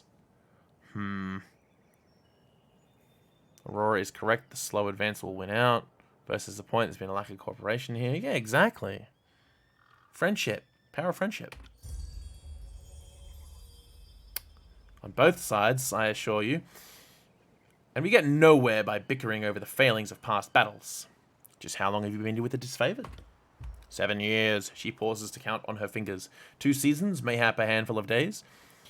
I trained at Fort Resolution a bit before the conquest. Compared to the commanders you find around camp or stationed at Ironheath, that makes me one of the young bloods. This has been a long and grueling campaign, but the end is in sight. We'll soon have the Oathbreakers back under control, then we can rest, retrain, and even cycle out troops so we can see our families again. Are we really so evil after all, Chet? Are we really so evil after all? What can you tell me of the Vendrian Guard? They are the last grasp of the younger realms. Among them are warriors that escaped the bastard city siege, a few refugees from other victories, and a bunch of Vendrian locals with delusions of independence. I'm enjoying this so far because it's like I feel like I know enough about like all of the dialogue that's come up. I feel like I know enough about the background to sort of make left and right of it. Story's being presented in a very well thought out manner. I think it's quite good. These southern wastrels cannot match our iron, nor the chorus's numbers. What on Taratus gave them the nerve to rise up and ask for a second helping of battle is anyone's guess. Seen anything interesting during the war, mate? I once saw a forge-bound artisan set himself on fire. Occupational hazard. That was an unpleasant day. The first of many, to be honest. I would have liked to see the Edict of Stone hit Can's rebellious hide, but I'm more grateful that I didn't have to march against him. I'm sure you did whatever you could to stop that madman. Carry on. She taps her gauntlet to her breastplate in salute. Have a pleasant siege, Fatebinder. Yeah, we're epic. We're fucking bussin' over here. You see a very old, broken section of the wall. There's a rope hanging down that has recently been used to scale it. The rope appears to be secured strong enough to hold your weight. And we teleport up. See that? What? The rock? We can get leveled up! Level up bonus. Endurance, defense. Alright, let's check our character, because we can level up, I think. Here we go. Talent points. What do we get? Staggering Force. Thrust to interrupt the target, delaying the next attack. Shield Mastery. Defense from behind shields. Shield Slam. I like Staggering Force. Unless we get Sunder. Reduces target's armor. Yep. 100%. 100%. Attribute points. We can level up attribute points. Cool. Let's do that. Ooh, okay. Spell strength, magic defense, accuracy, armor deflection, bonus health, will defense. Yeah, +0, +0, +2. This is a huge upgrade. We'll do that.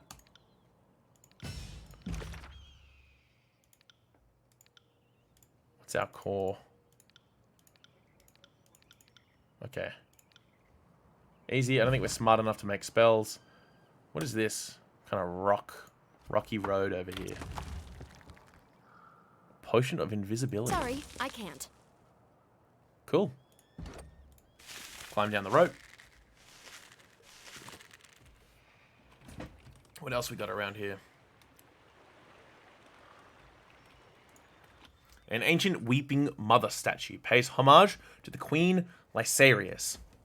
First of her name, fresh water once flowed from this statue, but when Kairos' force attacked Venturion's well in 429, the statue began weeping blood and has done so ever since. Magic. I like that. Kind of epic, perhaps. On it. Come on, everyone. How do I... Is there a hotkey for this? Backspace. Over hither, I guess. That's the way to go. Maybe we have to talk to this guy. No. Give my thanks. She cries tears of blood. I wonder why. Fatebinder, a pleasure to have you join us. You never really know if one of Tunon's officers is battle ready until the fighting breaks out. She nods with approval. You can clearly hold your own in a fight. A broad-shouldered, disfavored officer snaps to salute. And thank Kairos for that. There's been too much talk of late, and not enough action. The Archon of War is planning his next move. Would you have him hasten his plans for your impatience? The superior officer glowers through the gap in her helm.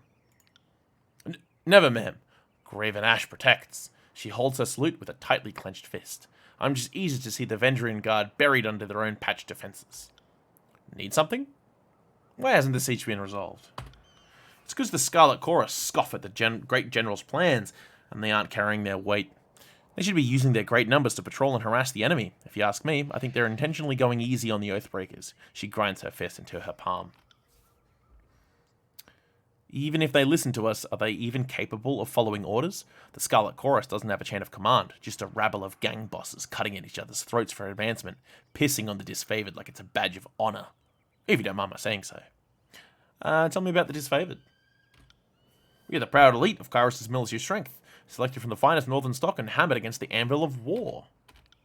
If you want to put that in perspective, the disfavored are a sword, forged with care, then polished and sharpened to perfection. She clears her throat. The Scarlet Chorus are more of a rusty pitchfork, dredged out of a swamp, effective in large numbers, but easily outclassed. Graven Ash protects indeed. What have you survived? In my early days, I broke from my phalanx and ran at an enemy, received a spear in my guts for my efforts. It took the better part of an afternoon for the Archon's protection to patch me up. Learned a valuable lesson too. When I was at Azure, I caught a hammer blow to the side of the head. All I remember is a ringing sound and feeling my skull shatter from jawline to ear to top. I woke up hours later. The medic said there's a piece of helmet lodged in my brain. She draws herself up. My badge. My reminder. We owe it all to the great general. He gives us the strength to fight where others would flee, and stand when others would fall. What a pile of dung. They're right about one thing. The disfavored have taken too many blows to the head. Fucking LOL. Verse, tell him. Shut up, Verse, actually. Shut up. She scoffs and crosses her arm. You don't believe in Ash's protection? I want to keep talking to these soldiers, Verse. Shut up. Shrug. Suit yourself. Goodbye. Alright, let's get wandering, hey? Let's get wiggling. Can't do that. Can't do that. Can't do that. Kind of epic, hey? What is this? Okay, that's the pause Bhutan. Get struggling, fellas. Oh, here we go. Look at this. Gentlemen? Can't wait to run a spit to those rebel dogs. Hail Kairos. Hail Kairos, brother. Hail Kairos. Let's walk along this precipitous cliff edge. Can't do that. Can't do that. Oh yeah, it's just a little... Took a little tumble off the fucking cliff, mate. Climb the wall. Use the holes in the wall to climb it. Let's charge up. Let's get a little treasure chest for the boys, eh? Subterfuge. Fuck. We're not powerful enough. Can't do that. Can't do that.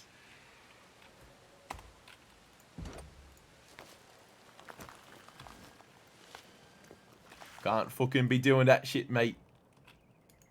Off we go. Dun, dun, dun, dun, dun, dun, dun. It will take you 2 hours, 25 minutes to complete your journey from entering ruins of his favorite camp. Look at that, it's been 2.5 hours. Maybe more. It's been 1 hour, 43 minutes, and 42 seconds. Proclaim Kairos' edict to the Archons. Here we are, chat. All wheeled. Take what you can carry, but leave the cart, otherwise we'll seize you and your wares, mate. What's going on over here, mate? Hail, Fatebinder! The disfavored scout nods at your approach. Camps up on ahead, don't mind us, just clearing out the rabble. Sterling Hagnon. Still don't understand what I've done to offend. I respect that these are now disfavored lands, and I'm happy to give the Legion a proper toll, but she's going on about trading rights. What nonsense is that? I'm not allowed to trade one thing for another. It's not like I'm selling weapons to angry peasants or anything of the sort. The Overlord regulates all trade. If you lack the proper permits, your goods are forfeit. Papers, please. A trade permit? Where's your trading license? A trade permit? Well, I mean, to whom should I speak for such a thing? Not us. Not our problem.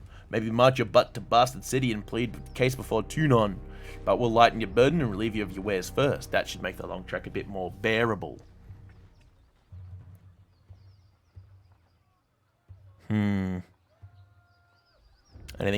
to be argued before Tunon may be argued before me. Yeah, don't waste his time.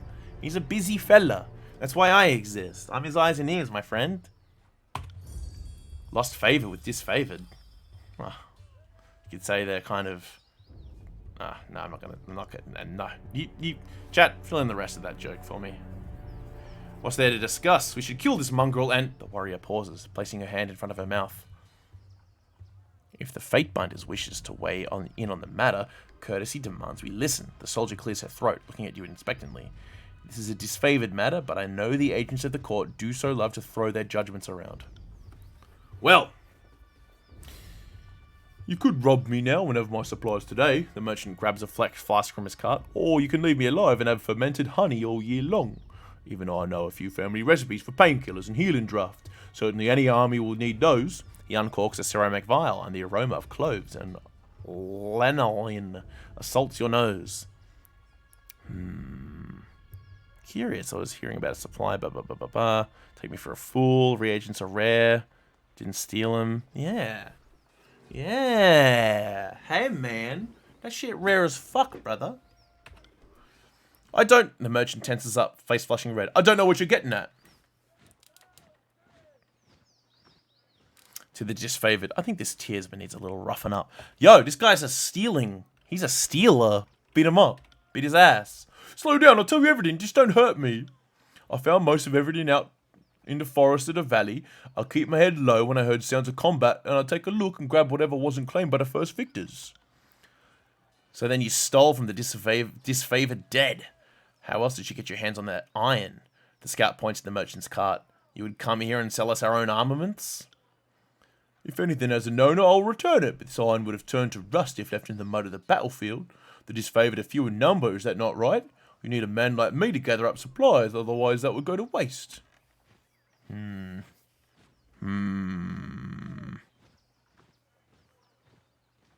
we kill him?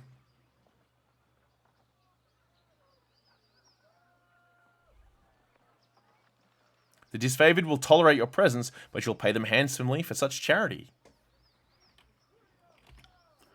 We will. The disfavored soldier clears her throat with a cough before repeating herself in a more upbeat manner. Ah, we will. It sickens me to make exceptions for this vulture, but if he'll supply the disfavored without profit, perhaps this insurrection is for the best. It's not like our own larders are overflowing. A work slave to scrounge provisions would be an asset. Gain favour with Lethian's Crossing. Thank you for interceding on my behalf. I know my life will now depend on showing the disfavored true gratitude for suffering my presence. If I must grovel a bit to earn my daily grain, so be it. Hell yeah.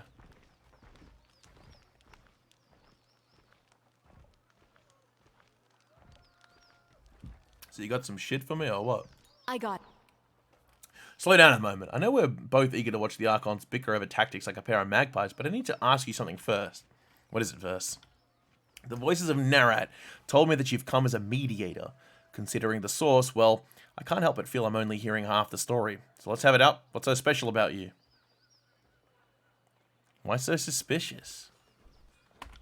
It's just a feeling I got. When the Archons are together, the air gets as taut as a bowstring. I can't help but think that no amount of compromise will get them seeing eye to eye.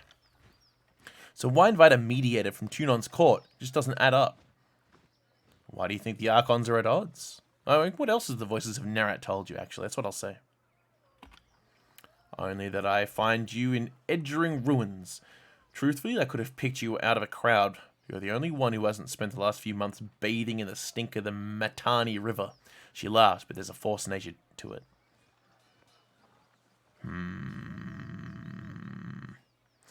Well, why do you think they're at odds? I'll just question her. I've been in the Scarlet Chorus since the early days of the Conquest. So I can say it's been building for a few years now. There's an energy about those two, like a pair of storms moving to collide. I've heard tell that Graven Ash and the Voices of Narat shared some bad blood in the Northern Empire, but I don't know of any particulars. By my authority, the Archons will fall in line. That sounds like exactly the attitude to set this campaign in the right direction. I don't envy you the task of getting them to cooperate, which sounds about as easy as teaching a tornado to heal. At least you sound like you know what you're doing. Alright, enough of this. I must meet with the Archons. Hey, don't let me hold you back. I'm sure whatever you're here to do is important enough that you don't need me stepping in your path. The war tent is past the center of the camp. So what's her allegiance to us? She's loyalty 1 and fear 1. Interesting. One last thing. Be careful around those disfavored types. They take their work seriously, and most have suffered too many blows to the head. Blab. Thank you for talking down the disfavored from doing worse. Sad times we live in. Alright, see ya. I'm in your debt. Swing by soon. I just need to get my wares in order. I'll be ready for business. What do we got? That's exit area. Something to look at over somewhere here. So there's something to look at. What is it?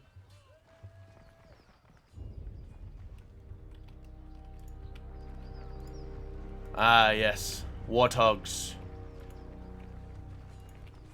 Finally. Who do we have here? Step closer and present yourself. The gate guard holds up a warning hand. Go no farther. You've approached disfavored ground. State your business. I'm Junon's Fatebinder. Stand aside. I'm expected. Gained wrath? Giving orders like you own the place already. The guard lets out a long sigh before gesturing you to enter. The Archons are expecting you. You can find them in the war tent. Head straight through the gate and keep going. Go on in. The soldier gestures towards the gate. The Archons are expecting you. You'll find them in the war tent, center of camp. Yeah, the other guy just told me that fucking dickhead. Addendum added. The Conqueror's will. Okay. In we go, in we go. G'day, mate. How we doing? Hail to you, guardian of the law. A man dressed in merchant finery greets you with a smile. If you have a few XX rings weighing you down, best unburden yourself before battle. You know that if the disfavored suffer a merchant in their camp, there must be a man selling only the finest provisions and armaments. He points to his collections of shields, rations, satchel, wineskins, and other sundries. Take a look and see if something interests you. Let me see your wares. Pentabore rubs. Pentabore's a gnome. Woo! What's happening, Hixie? Welcome. He rubs his hands. Eyes are light. Let's see if we can find you something you like. Alright, let's sell some shit, hey? How do we sell?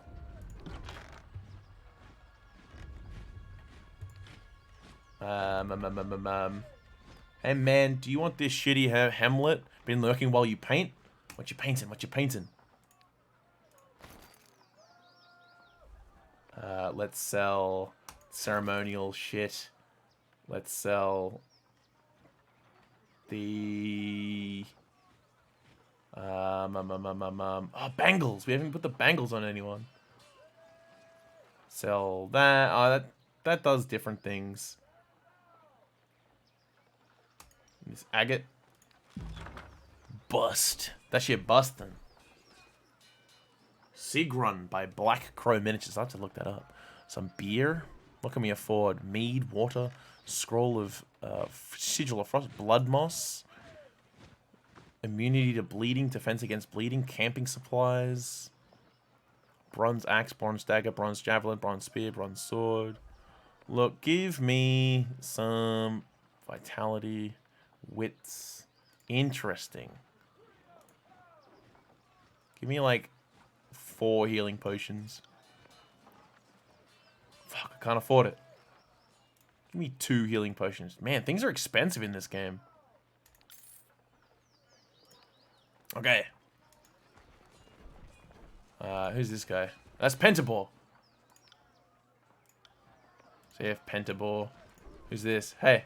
No time to chitter. Too much armor to mend. Speak to Uncle Pentabor if you've rings to trade. Little apothecary guy over here, I guess. Hey, who's you? The soldier nods at you. He says that out loud. The soldier nods at you. He's RPing. Bitter quip. Glory to the voices of Narat. Projecting his salutations for all to hear, the grinning blood chanter raps his staff against the ground as you approach. Fate binder Jahala Frostbark, I presume. His smile quickly retreats, giving way to a sour cruel. I am Bitter Quip. I am here at the emissary of the Scarlet Chorus. Yeah, bro, Scarlet Chorus bussin'. I'm your best friend then. What's my relations with him? Nothing. Bitter Quip looks at you impatiently. What can you tell me of the Scarlet Chorus, Bitter Quip? This chorus is the future of the Tears. I feel only derision and pity for those who fear our inevitable ascension. Bitter Quip looks at you with a raised eyebrow. What in particular would you like to know? What do? You're like a wizard, right? I am a blood chanter. My magic can turn the will of man and tide of battle. I have held command for 3 years now, though being forced to keep an eye on the disavowed is not the reward I had envisioned for my service thus far. Sounds as if you really like the voices of Narat. Bitterquip blinks several times and scowls, saying nothing. Alright, well tell me about him, if you love him so much then. He is the supreme commander and public servant, he who sets us free but directs all. Bitterquip smiles as he talks, his face turning flush. The voices of Narat is the epitome of what each of us can be, a magician without equal and the leader of uncountable numbers. The voices in the chorus are one, conquering, expanding, growing, changing, always stronger. Bitterquip pounds his staff on the ground. Glory to the voices! Alright, whatever, dude. Bitterquip nods as you depart. The soldier nods at you. There's something to look at over here. A spear. Nah. It's not a javelin. Hey, dude. What's your deal? Hello. Alright, let's go, go over here.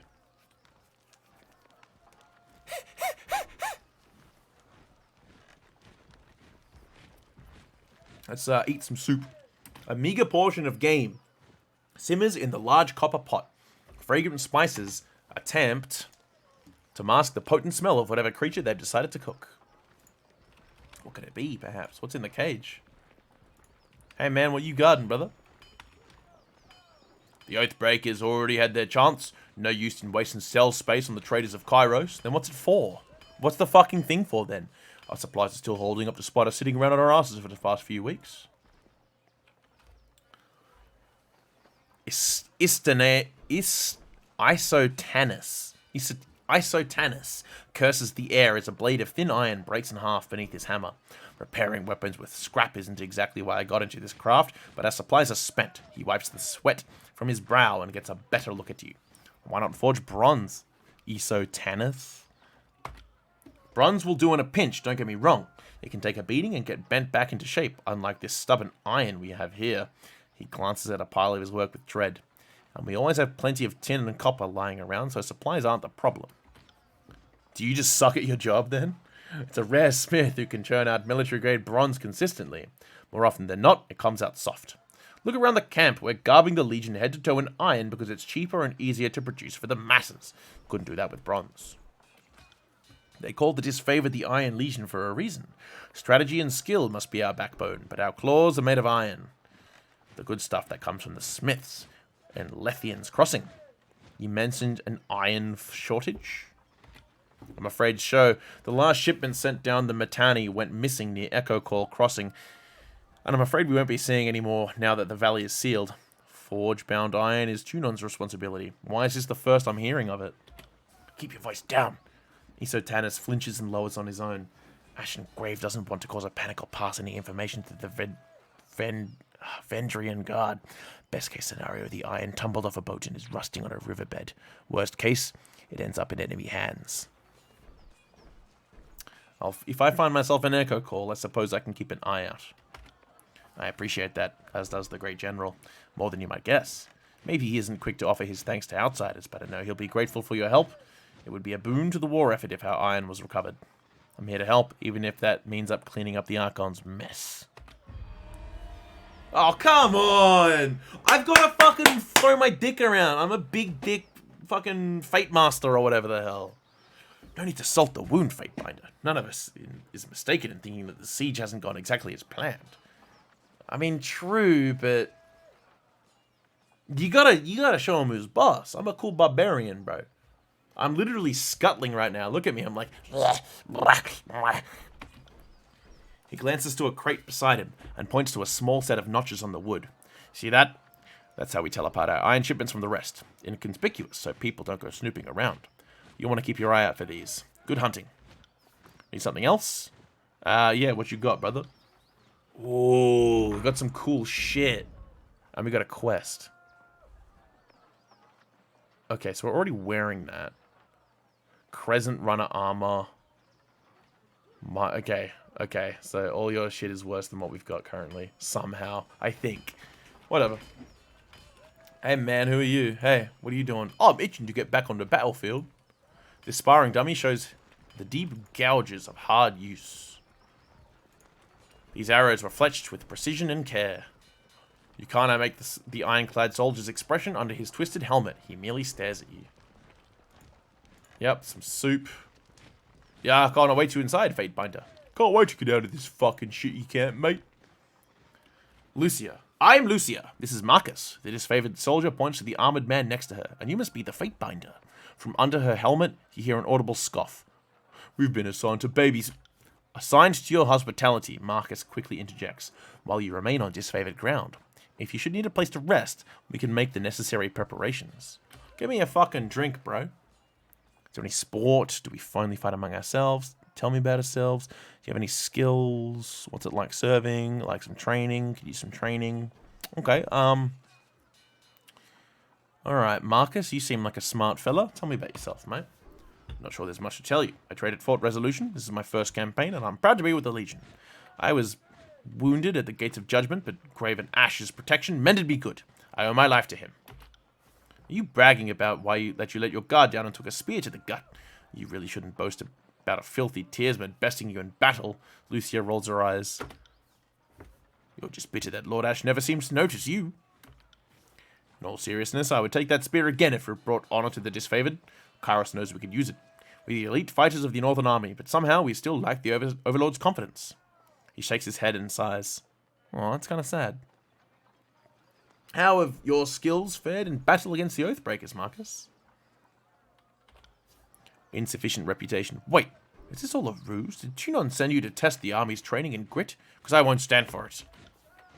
Will you calm the fuck down? She's facepalming, look at that. I like that. You tangled fishnet of nerves.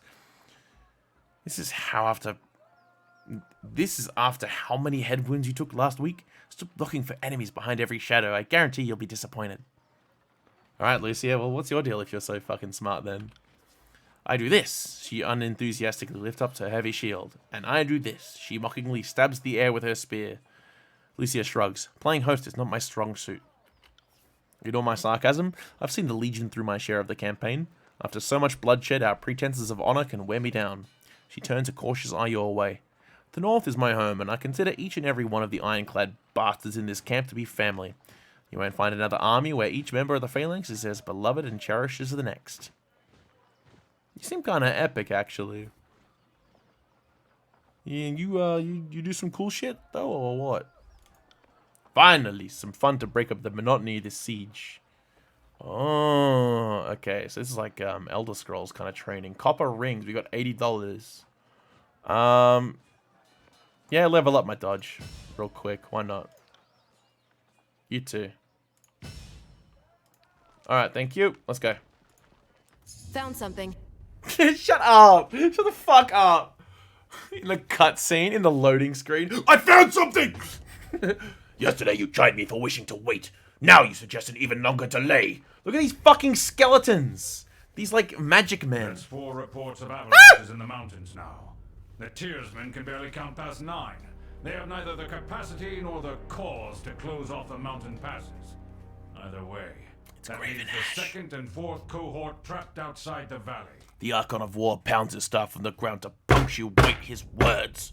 A large and imposing man to begin with, his profile is made larger still by his hulking suit of armor that hums with mystic energy. Or it's the work of your perfidious Earthshakers. Only a fool would not suspect a traitorous Archon of poisoning the mind of his students with sedition. We would have killed the Earthshakers Guild for their master's treachery, but I'm sure you have some perfectly valid reason for allowing them to live as your pawns. The Archon of Secrets passes a scepter between his hands as he speaks, kind of like David Bowie in the film Labyrinth, twirling the rod in hypnotic circles. Emerald luminescence seeps from the seams of the Archon's ragged red robes. The glow is most notable where his neck ought to be. His mask seems to float and spin, never pivoting or bending naturally. Hey, watch yourself. When these two get going, you don't want to get between them. Verse whispers fearfully as she beholds the Archons. I will remain silent. I'll let him just continue talking. I'll hear him out a little bit. I always know you've run out of things to say when you resort to mocking my vassals. If we are to speak of treachery, why is it that my scouts see the Scarlet Chorus warriors defecting back to the Vendrian Guard? Your fearsome reputation has gone flaccid, for it seems you cannot control your soldiers, or perhaps you simply choose not to. My lords, the Fatebinder has arrived. The disfavored commander raises her voice, trying with little success to speak over the Archons. Perhaps we should table this discussion and let our guests speak.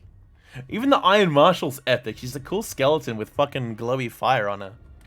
Speaking of strategic failures, who was it that insisted the valley would need only a token garrison? Shut up. For some strange reason, we can't seem to recall which balding half-wit grossly underestimated the enemy. Thoughts? The Archon of Secrets twirls his scepter in a twisting loop, his leather-wrapped hands flipping the heavy rod with an effortless flow. We're gonna cough audibly. And I thought you had left agents within these Tearsmen when they surrendered. Either you failed to see this coming, or you knew and let it happen. Incompetent or in cahoots, either way, this mess has your filthy stink all over it. The Archon of War lurches forward, resting his weight on his warm maul as blue luminescence crackles around his armor. We look forward to seeing you explain to Tunon why the Archon of War could not close the vice on this trivial little insurgency. When we are crowned the ruler of the Tears, we shall have this place renamed to Ash's Folly in your honor. The Voices of Narat tosses his scepter into the air, catching it as it descends back down. You two just about fucking done? Oi! You've gained loyalty with Verse, wrath with Regraven, and favor with Narat. Okay. Look at the fifth eye. He's like, eh. They bicker like children, do they not? The fifth eye's grating tenure pierces the tension in the tent, and all eyes land on the Crimson Spear. I meant only to say welcome to our guest, the Fatebinder. The armored retainer bows with rushed inelegance, then rises to a salute, and not a moment too soon. LOL. Oh, just that fifth eye. Yeah. Ah, why didn't you speak up sooner, my Lord Archons? The governor of Lethian's Crossing has finally arrived. I beg you to cease arguing for a moment. Bow to them. Apologies for the sudden entrance. I have travelled long to be here. Quakebringer, you humble us with your presence. I must apologize for our rancor and discontent. It is unbecoming of our station. The Archon of War bows to you, though his eyes remains locked on the Archon of Secrets. My soldiers tell me you helped Commander Drotus on your way through Edring. You honor the court with your selfless cooperation, for that is the sort of camaraderie that Kairos demands of us all. On the last of his words, the Archon of War glares at the Voices of Narat, furrowing his brow as he utters the words, camaraderie. I require no thanks for doing my sworn duty. I come bearing an edict. Yeah, straight, let's just cut to the fucking chase. I come bearing an edict of Kairos. For the second time, Brother Tunon selects you for the glory of proclamation. You should be honored. Tell us, what has the Overlord decided to unleash upon the Oathbreakers? The Overlord's loyal servants must hold Ascension Hall by Kairos' Day of Swords, or all in the valley shall perish. With some encouragement to work together. Kairos' edict will end the lives of everyone in this valley unless Ascension Hall is claimed by the Day of Swords. Yeah, work together. Power of friendship for the purposes of evil. Like in brackets. That's going to be the title of the next stream. Power of friendship. Brackets. For the purposes of evil. Option number 2, me lord, mate. You've gained wrath with the Voices of Narat, favour with Graven Ash. The earth sways with each word you utter, the air thickening with warmth as you pronounce the tersely phrased commandment. It's every syllable drafted by the hand of Kairos. With the edict proclaimed, your pulse quickens and the muscles in your legs, worn from a long trip down the mountains, feel renewed. The tired limbs, now nearly buoyant with vigour. Whoa! That's cool. This guy's like, wow! The Overlord means to compel us into action. No doubt the avalanches in the mountains are part of this ultimatum. We must conquer the Oathbreakers or die in failure. There is no room for error, and no other way out of this valley alive. Yeah, brother, you got it. We'll need to advance across the Mittani. We lose everything if we stand still. And we move to backup Plan Green. The Earthshakers didn't make it over the mountain in time. So we do this the hard way. Over the walls, instead of through. The Archon of War taps a finger against his temple. A low rumble escapes from under his beard. He looks kind of like a weird-ass duck over here. So, you found your backbone at last! Oh, we were worried past humiliations would make you soft, timid. That was a record for you, right? The baker's dozen lost in one sortie. If you had waited for the chorus reinforcements, maybe we'd have eyes and ears on the matter. The Archon of Secrets passes his scepter from one hand to the next, chuckling softly with each toss. Mate, if you don't fucking stop throwing that thing around, I'm gonna confiscate it, and you have to get it back at the end of the class. Wasting time? Are you dumb as fuck? You learn to work together or we're all doomed. Yeah, learn to work together or we're all doomed. The Fatebinder is right. We're acting not as leaders, but as children. I've no time for your foolish japes and petty taunts. We should focus on the objective at hand, and that is taking the Mittani River, and then advancing to Ascension Hall and ending this edict. Ascension Hall. Ascension Hall is the name of the inner sanctum of the old citadel built at the geographical center of Vendrian's Well. It was here that the Vendrian Guard signed the surrender of 429. I'll be back in 429 seconds or markedly less. 42.9. Let's call it that.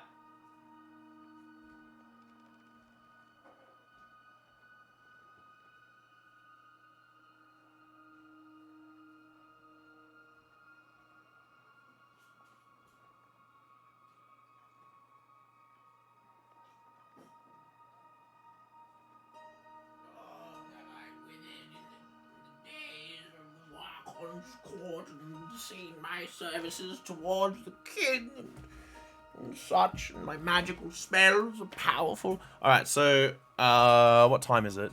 Time is currently, I don't know, fucking what time is it? 10:15. Alright, we'll go for a little bit longer. And then I gotta cook dinner and go to bed. It's gonna be an early start tomorrow. Alright. Enough talking, there's work to be done. Life's hanging the balance because you bicker like children. No more sitting idle. I expect the disavowed to be the done much at once. Voices of Narat, trust you're acting done acting the clown. Have your yep. Let's get to work, fellas. My lord, Barrack and his band have been drilled on the Echo Call assault plan. The Crescent Runners should be briefing him as we speak regarding the latest enemy movements along the river. I'll dispatch him at once. The Iron Marshal salutes, clapping her gauntlet to her breastplate. And I will ensure the chorus stands ready to march. If the disfavored can take the river, the chorus has the manpower to secure the outer ring of the valley. Our soldiers clamor for battle, and at last we shall have it. Verse, we command you to continue guarding the Fatebinder. Tunon's chosen is our honored guest, and must be shown our finest hospitality. I won't let you down, boss. She'll get through the campaign in one piece, as long as she doesn't do anything too stupid. I don't like the American accents. I fucking hate the American accents. They just... I don't know what it is. They just should not be in fantasy.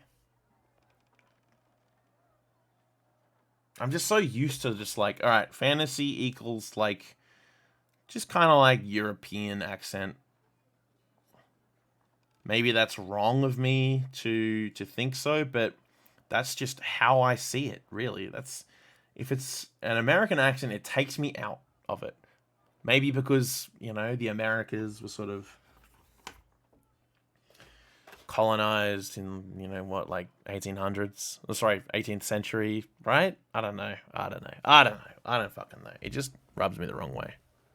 It's like Lord of the Rings, you know? Imagine if they had like a American accent, like, come on, Frodo. We've got to get the ring to Mordor. You know, it'd fuck you up. The Archon twirls his scepter one last time, then taps the fifth eye on the shoulder, and the two depart. I'm going to take that fucking scepter off you, mate. Finally. The fool and his puppet are gone. Finally. Perhaps now I can hear myself think. Rarely do I question Kairos' judgment. But I will never understand why the Voices of Narat is given such authority. I shudder to think what will become of us all should Tunon favor him in the end. Mate, shut the fuck up. Stop giving him shit. Though the edict threatens the Scarlet Chorus just as it threatens us, I cannot shake the feeling that our allies will work against us. That's the kind of bullshit that we'll see. Like, that's the kind of attitude that we're trying to fix here, mate. Are you not getting the point? Now, if you'll leave me be, I have a battle to plan. I imagine duty requires you speak with the chorus further. But if I can convince you to lend a hand, most of my legion is trapped beyond the mountains, so I'm in need of an added sword or two. Yeah, look, you guys are pretty epic, so let's do that. If you wish to be counted amongst the glorious, speak with the Iron Marshal. She will direct the order of battle until we are ready for the final push into the Citadel. I'm short a few scouts, short a few soldiers, short a few everything. I'm sure my brethren would be grateful for the assistance of a skilled outsider. And what of the Scarlet Chorus? How'll they be helping? I ask myself that question often. While we take the river crossing, the Scarlet Chorus should be using their sizable presence to remove the Oathbreaker patrols lurking in the outer valley. Sounds sound to me. The Oathbreakers have maintained a sizable force outside the Citadel. We need the Chorus's manpower to scour the region. Otherwise, the Oathbreakers will attack at our heels once we've crossed the Mittani. Alright, I'll help. I'll be honored to help. The Iron Marshal salutes Graven Ash, then turns to leave the tent. I'll be at the training grounds, readying the soldiers. Find me there when you're ready. She pauses, clearing her throat. And though I am loath to mention it, the Chorus can likely use your assistance. They certainly won't secure the Outer Valley on their own. Fifth Eye will be somewhere in that rat's nest they call the camp due east. Seek him out if you must.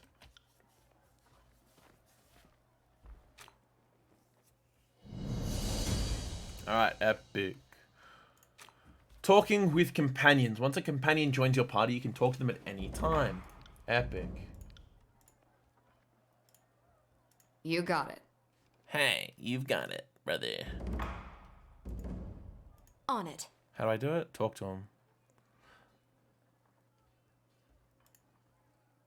Fuck, I shouldn't have, shit.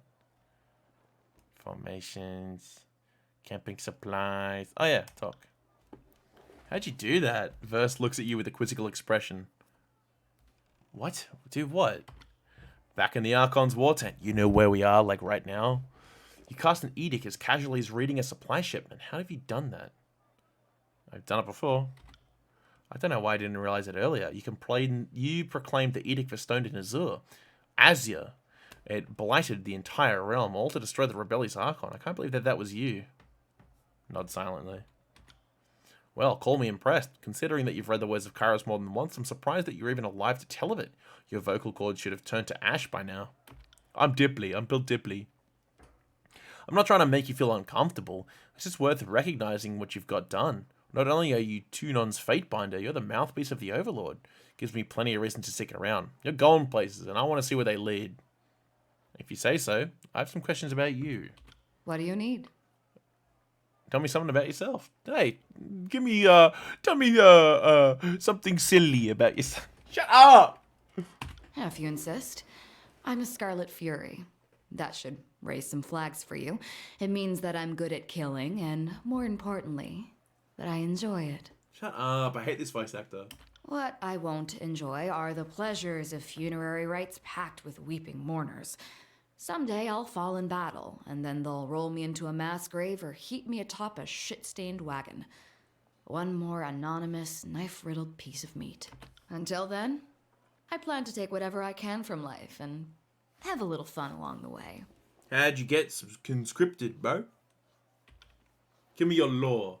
How did I think you've the wrong idea about me. The chorus didn't take me as a sobbing maid. I strode into their camp and enlisted. Someone tossed me a dented blade. I lived through initiation, spent a week butchering my neighbors, and moved on with my new kin. I didn't waste time with goodbyes. My mother had long since died, and the rest of my family were louses. The girl I used to be. Even she knew that she was worth more than all of them combined. Tell me about your feathers, brother. Tell me about your feathers. Are you a bird? Are you a bird, lady? Insufficient reputation. Oh, I don't tell that story to just anyone. You have to butter me up before I get into the really intimate details. Alright. Hey, brother. Hey, big boy. The Archon of War lets out a long sigh as he surveys the maps and models splayed about his desk. He glances over his shoulder, making brief eye contact with you, furrows his brow, and turns back to his contemplation. When I heard the Quakebringer was Tunon's chosen, I had a sneaking suspicion it was to path another execution. I've grown very tired of being right. I'll leave you be. Yes, you should do that. I have much to contemplate. Alright, what is this? 8 days till the Day of Swords. Uh-oh. Kind of scary. The Day of Swords, brother! The waning wiggle of the whelm, brother. Alright. So there's some shit over here to do. Some people to talk to over hither. Over hother. Some just fucking loot. A cool shield. Parry 5. Parry 5 dot. Yeah, epic. How do I equip that?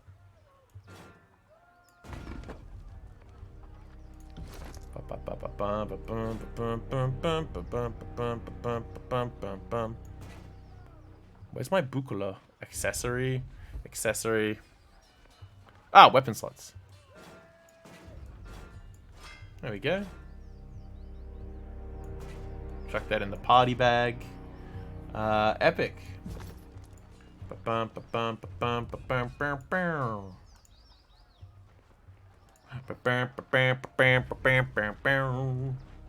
in the bucket?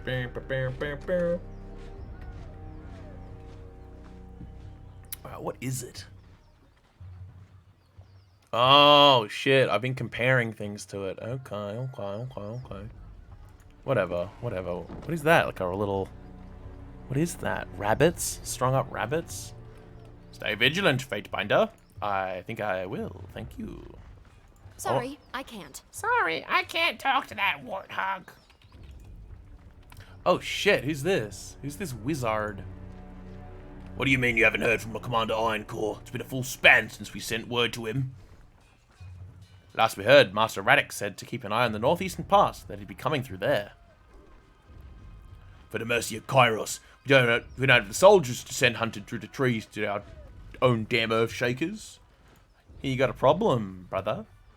Fatebinder Jahala Frostbark, am I right? I'm Sevius, Commander and 3rd generation disfavored. Specifically, I'm Sevis the Younger. Some folks can't keep track. The rank says Commander, but lately I'm just organising patrols and staying out of the way. You should talk to Iron Marshal if it's something official that needs discussing. So what is it you need? Yeah, the reinforcements are gone. What's up with that? I'm afraid so. Radix, the head of the Earthshakers, was supposed to arrive with a group of her most competent spell-slingings to help break the stalemate. Don't know what's holding them up on their arrival, and that worries me. If you were all inclined to lend a hand, we could use some arcane support on our side. Yeah, right. Northern clearings are unlocked on the world map. Could you? I know that 2 non's agent wouldn't fail us in the time of need. I'll mark the last known site of the Earthshaker reinforcements on your map. Good hunting, Fatebinder. 2 armies haven't worked well together in years. Why do you think? Come on, Binder. Seems like us and my beasts stink.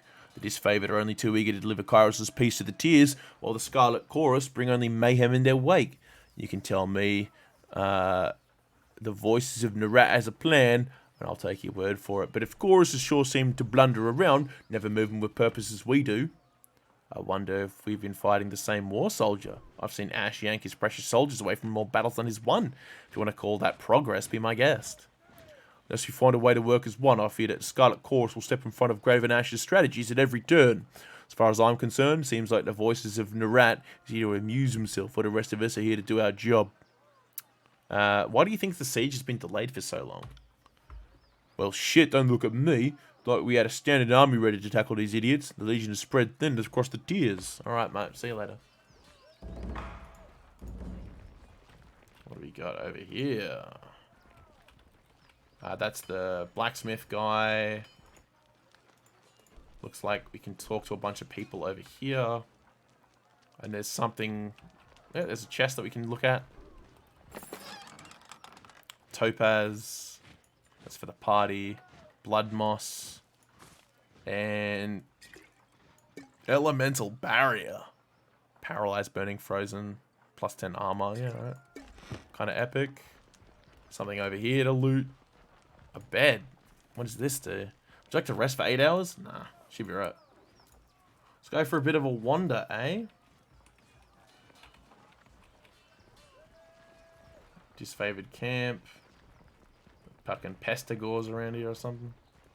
Ah, here we go. Iron Marshal. Don't just coddle the impact. Push back with your shield. Take the momentum. Iron Marshal Erenios, field commander of the disfavored, pounds her fist in the air as she calls out to the warriors on the training field. I said eyes on your opponent, waistline. If you spend more than a glance checking his footwork, you've lost. The disfavored officer turns to you, adjusting her pale golden surcoat as she clears her throat. You need to stay on top of the troops or their skills will rust. It's for their own good, even if they don't believe it. How are your warriors reacting to the edict? Hang on, sorry, it was mentioned your warriors, short on warriors, need help. Yeah, that one. I have brigades amassing along Placid, Echo Hall, and Little Tooth crossings. The Vendrian Guard may be able to hold one bridge, but they cannot hold against a concerted three-prong attack. I have no right to give you orders, but her words falter, a short cough breaking her flow. But we all die to Kairos' edict should we fail, so I'm not about to let my pride blind me to the value of good help. This is the second major attack on the river, correct? What happened last time? Defeat in detail. We carved a bloody path up the river, but at that point, everyone who charged ahead was lost. We had no chorus backup. It was just a few disfavored squads. I can't tell you exactly how they were defeated, but we lost the whole assault team. She shakes her head, letting out a long, pained sigh. We found bodies washing up in the river for days. It's not often that the Tearsmen put up such a good fight. It certainly made us reevaluate the numbers we'll need to take this valley. Really? Are you sure our scouts didn't give you all sorts of details about the enemy and you chose to disregard our warnings? I'm sure the disfavored would have heeded any advice.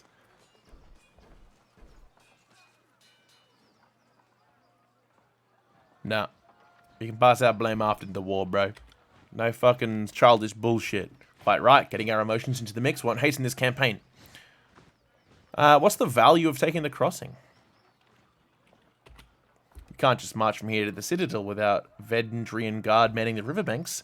Forwarding troops and supplies through even the narrowest points of the river makes us vulnerable to attack, especially since our armor wasn't built for swimming. She points north, towards the mountain spire looming on the horizon. If we can take the river, we have a clear march to the Citadel. An Ascension Hall will be ours in no time. Sure. I'll assist. Then our plan might just work. The Iron Marshal lifts her gauntlet to close to her face. Her eyes from you... shifting her eyes from you to the metal articulations. We are loath to work with those who do not share our training and our values, but we know that Tunon the Adjudicator selects only the most capable minds for his court, and I trust you will honor us all on the field.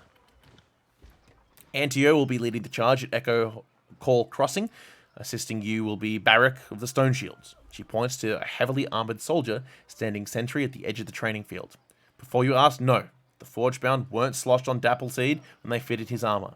He survived the full force of the Edict of Storms, and his armor doesn't exactly come off. Tactfully, it's quite brilliant, but otherwise, it's something of a curse. Tapping her helmet twice, Ironos signals to the hulking presence. Barrack, come meet the Fatebinder. Soldier that steps up to you better resembles an amalgamation of rusted blades and mismatched pieces of armor fused into vaguely human shape. He reeks of sweat, feces, and whatever oil treatments keep him flexible. Fatebinder, the Iron Marshal has tasked me with keeping you alive, and I have no intention of disappointing her. That should be enough assurance for anyone.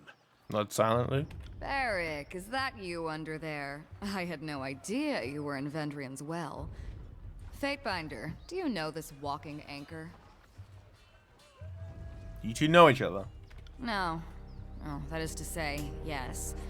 I'm already as familiar with this ironclad halfwit as I care Oh my to be. god, shut up.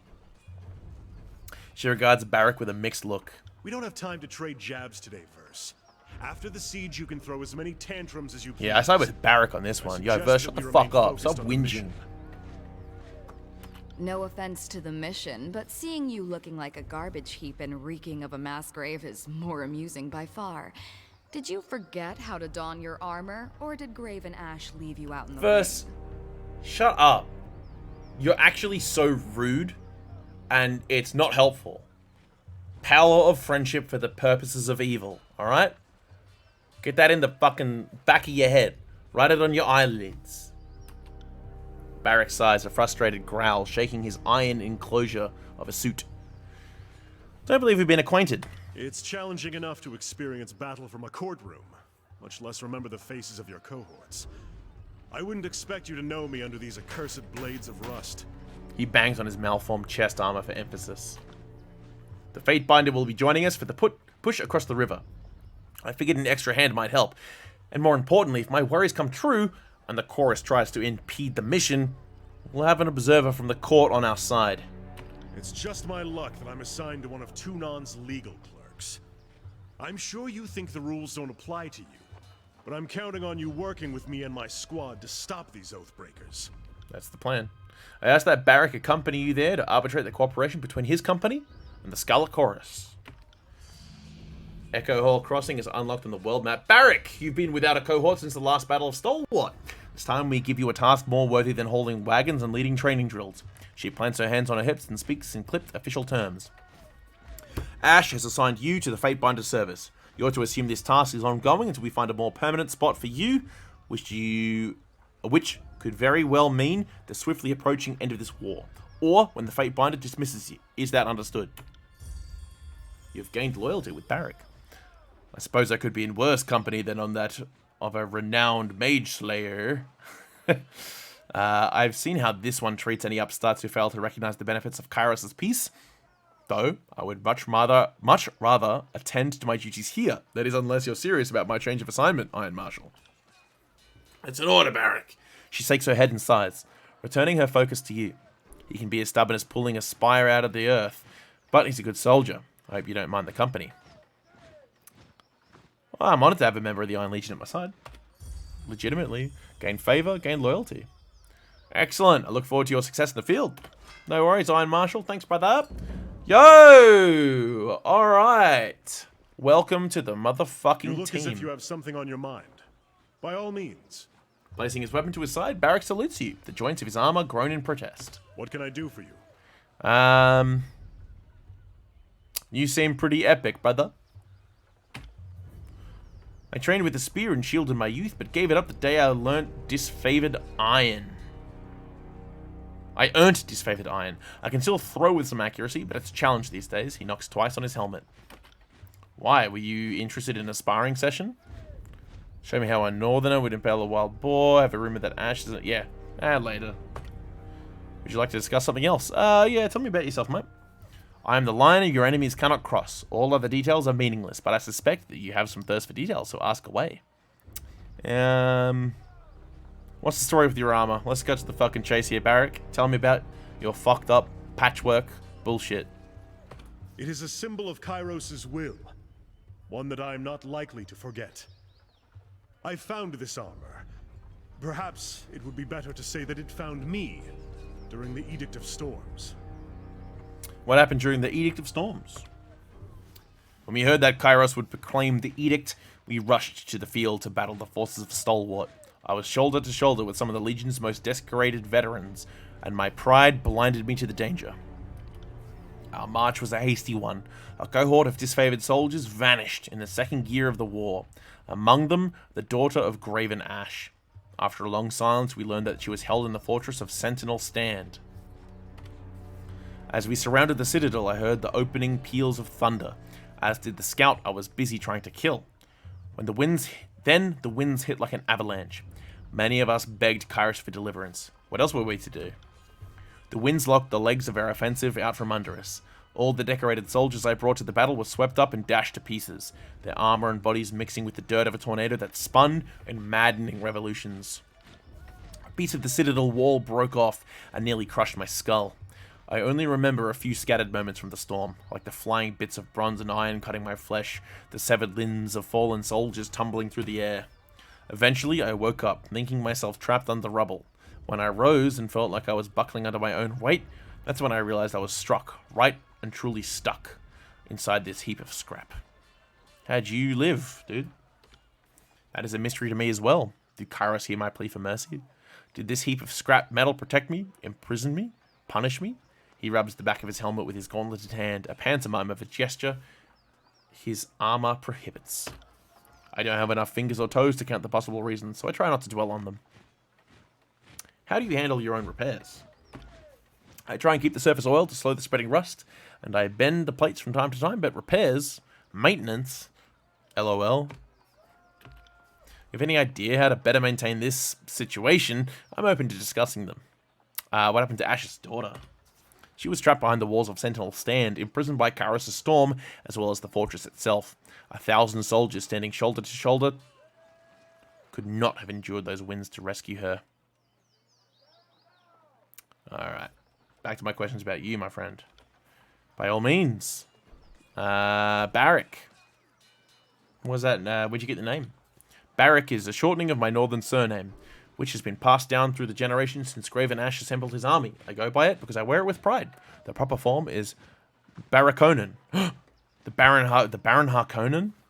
Wait, he can't get out of his armor? Yeah. Yeah, he shits and pisses and comes in his armor. He's stinky. He's a big stinky golem.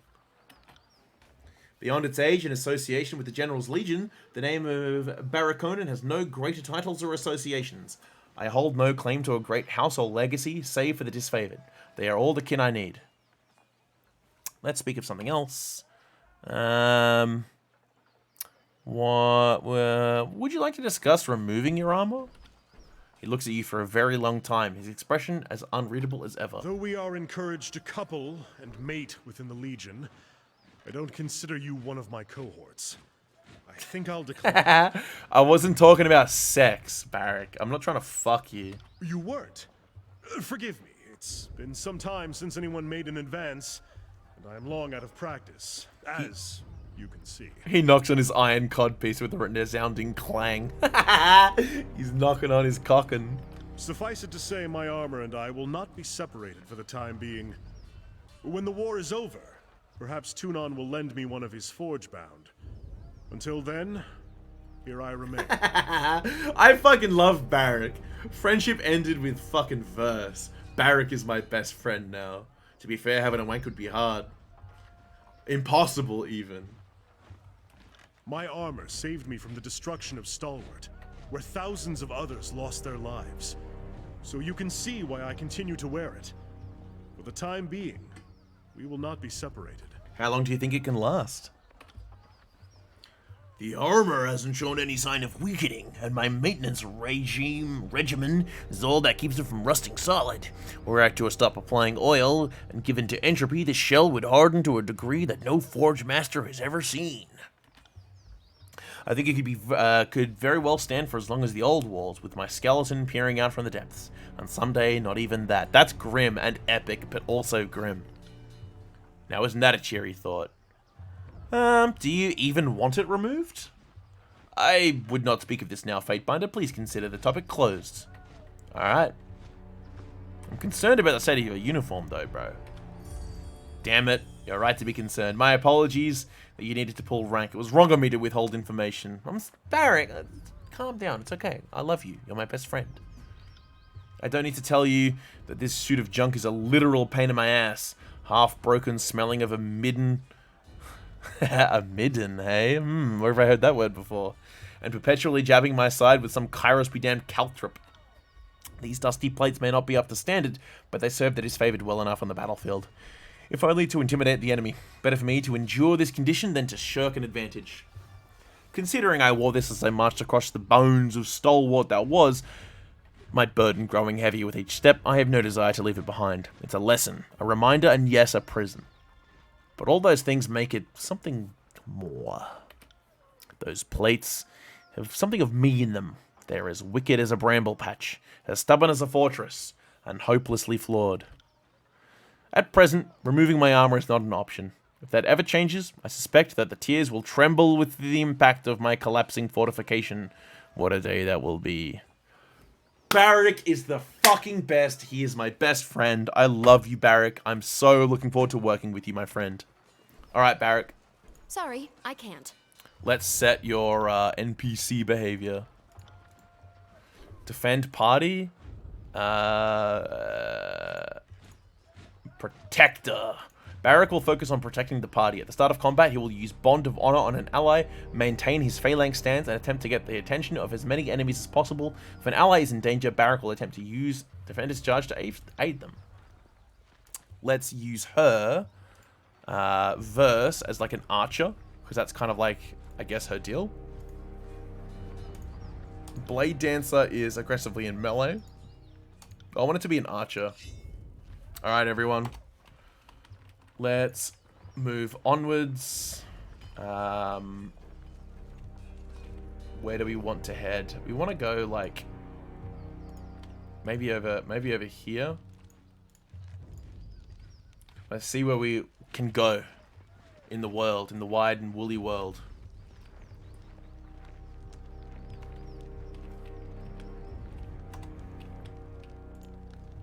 You must gather your party before venturing forth. Alright, where do we go? Echo Call Crossing, Scarlet Chorus Camp, the Northern Clearing. Let's go to the Scarlet Chorus Camp. Take you 1 hour and 30 minutes. Let's go. Your path is blocked by a small group of Venturing Guard. You can go no further until you deal with them. An ambush! Gather your arms, men. Let's kill them. Let's fuck them up. Beat their asses. Slap them. Look at those elk just chilling. That's far enough, Fatebinder. Ebb. A woman's voice booms from atop a nearby outcropping. Flashes of aquamarine body paint peek out from under her loose-fitting traveler's garb, and her outfit is festooned in braids and knots of sailor's line. Flanked on either side by warriors dressed in Vendrian Guard regalia, the woman leans on an elaborate bladed staff, pulsing with arcane energy. A swath of blue fabric rests draped over her arm. In accordance with ancient customs north and south, I offer and request a delay of blade. There are matters we must discuss without fear of reprisal. What are missives? Received a missive, short messages carried by birds. Click on the missive or press V. We got a bird. We got a tweet. Someone's tweeting at me. A store. Hidden objects. Level up. Siren sounds. What the fuck? Siren. When someone comes outside, Siren will begin singing one of her songs. Who the fuck is Siren? Hello? Okay. We were supposed to see that? The woman bows deeply, lowering her head in a practiced display of etiquette. The warriors by her remain in a ready stance, their nerves clearly on edge. In accordance with ancient customs, north and south, I abide this truce. As is our custom, we are ready to kill to defend our lands, but we kill only in fair battle. We don't slay our prisoners. We know And that's this why you isn't will lose. Kairos' way, but we must have hope. A few of my kin have gone missing, and though they may have perished, I have to inquire on the off chance they still live. If Captain Tarkus Deimos still lives, we would negotiate for his release. Assuming he's our prisoner, what would you offer in exchange? We would offer you 5 choirmen that got lost on patrol. They're healthy, got other limbs too. May have control of her because she has a green ring around her. I think that if she's got the green ring is because she's like active. 5 choirmen that got lost. Look, maybe that's okay. I would not have us barter with oathbreakers. Certainly not for anything less than disfavored lives. You say there's something worth less than a disfavored life. Call me intrigued. Tarkus is actually our best friend now, and he's kind of like epic, so you guys kind of suck though. Then if we see him again, it will have to be as enemies. Yeah, she looks at the warriors either side of her, shaking her head. If I may make one more inquiry. What of Palox Tyrell? Did he survive? I actually don't remember who this is. That's the guy that we, like, slapped the hand of, right? I don't know who he is. And I imagine nobody will ever again. Fine. That's all I need to know. Alright, Eb. Go tell everyone that your epic dude is now on our team, and you're gonna get slapped by him. My apologies, Fatebinder.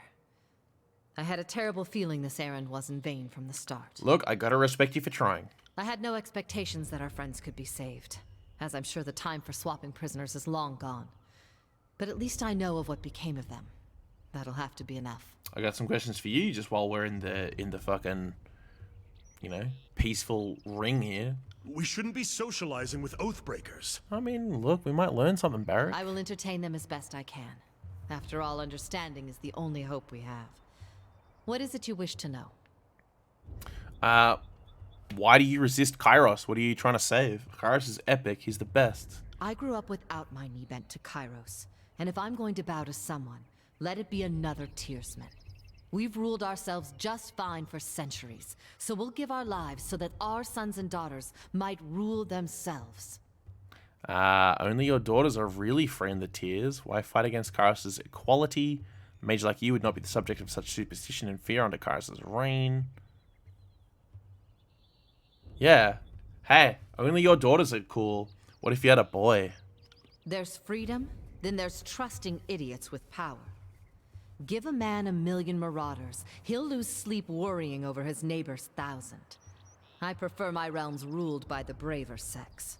For centuries, Stop talking about we've left sex. I'm the trying lands to talk the about women cool and the stuff seas here, to bro. the men. And we did plenty fine until Kairos came around. Look, that's kind of sexist, don't you think? That's kind of fucky. Younger realms were beset with constant battle. You prefer that to Kairos' order? You make conflict sound like a bad thing. Yeah, it kind of is. Yes, the younger realms saw frequent Like battles, warfare? but it was Not never great. this wholesale slaughter like we've seen of late. No Tearsman ever cast an edict on the soil, or forced prisoners to kill each other, or butchered beastmen tribes.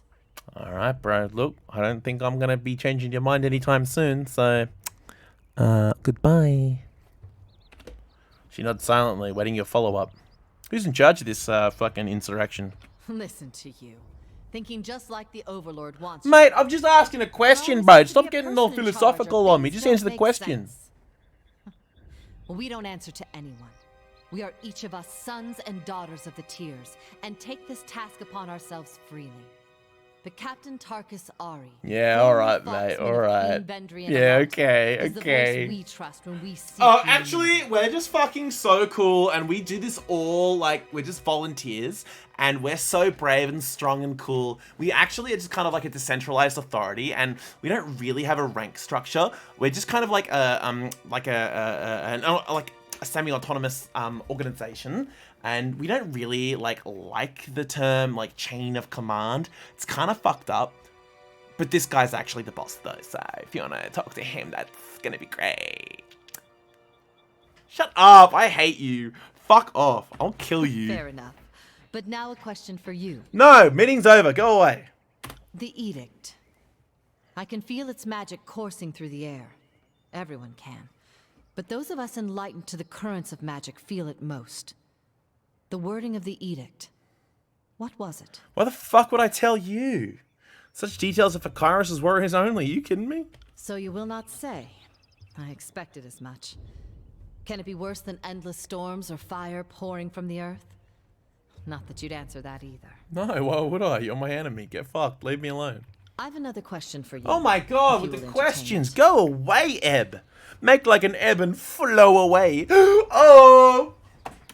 Are we really standing here and chatting with Oathbreakers? Yeah, It's you're hard to telling me, watch. Verse. Like cuddling a goat you're going to kill for dinner. No, we're done. A shame.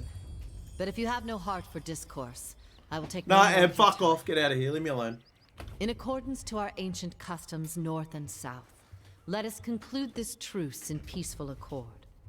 May peace find you soon, Fatebinder. She and her retinue turn to leave. See you later, Mutt. Fuck off. Get out of here. Received a message from Tunon, the will of Kairos.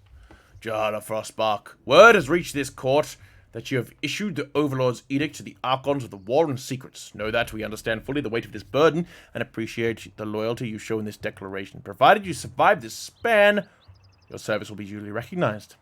As you navigate the idiosyncrasies and mutual antipathy of your Overlord's War Masters, remember that Kairos watches all with interest. Those who distinguish themselves, whether Fatebinder or Archon, have the opportunity to rise in the Overlord's esteem. Even now, the Northern Courts whisper that the more successful of the two Archons will be granted rule over the whole of the peninsula. Similarly, your fortunes rest upon the decisions you made. Choose wisely. Request clarification, perhaps? Nah, look. This is just general advice. Like, hey man, this is important. Just be careful. Alright, thanks, boss. Archon Tunon, allow me to express my deep appreciation for this opportunity. If you and the Empire remain faithful, or we can go.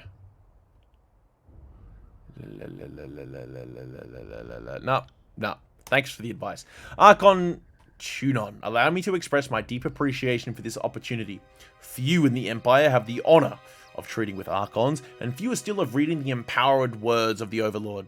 I endeavor always to emulate your exemplary foresight and judgment. I remain, in all things, your faithful servant, Fatebinder Jahara Frostbark. Send it. I got an achievement with a little pigeon on it for sending a pigeon message. Alright, anything cool for me to have a gander at? You can make out the faintest outline of a soldier's arm in the bottom of this pond, a victim of a previous battle in the area. Will do. Will do. That shit kind of epic, my man. Can't do that. It looks like there's something here.